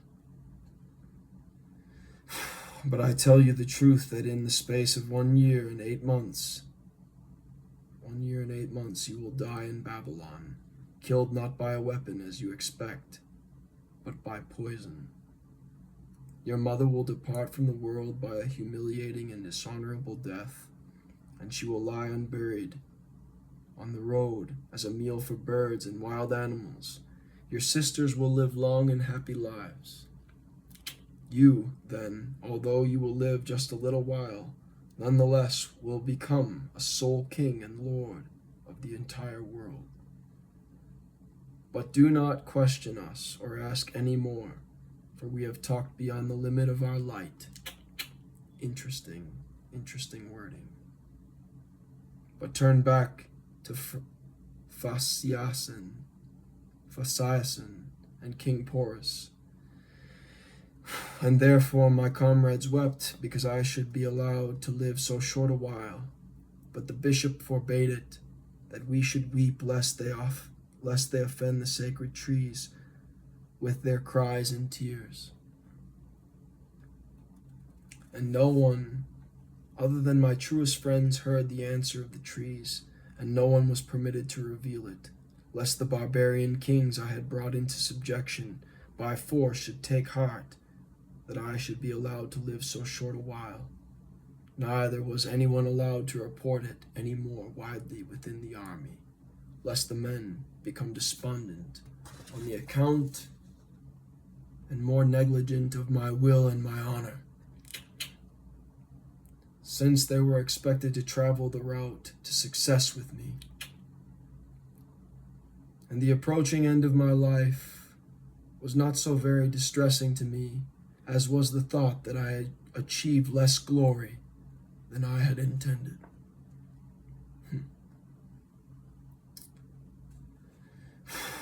I am writing these things, my dear teacher, so that you, before all may rejoice in the success of my life, and also revel in the honors. And likewise, may my memory stand eternally and tower as an example to other earthly kings, so that they may know for certain that my glory and my honor were greater than those of all other kings who were ever on earth. The end. I have at the very end of this letter what you can see, hopefully, right there. Jesus is the greater king than Alexander. Jesus, 33 AD, was around the time of his death. Alexander died around 333 or 333 BC. Jesus was king over Jerusalem and the whole world. Alexander was king over Babylon and the then known world. Jesus is the King of kings and Lord of lords. And yes, even Alexander the Great will one day bow and confess that Jesus Christ is Lord, to the glory of God the Father. And there is the end of the letter of Alexander the Great to Aristotle. Thank you so much for listening. Please subscribe, please like it, and share with me what you found interesting in the reading of Alexander the Great's letter to his tutor, Aristotle. God bless you. Peace.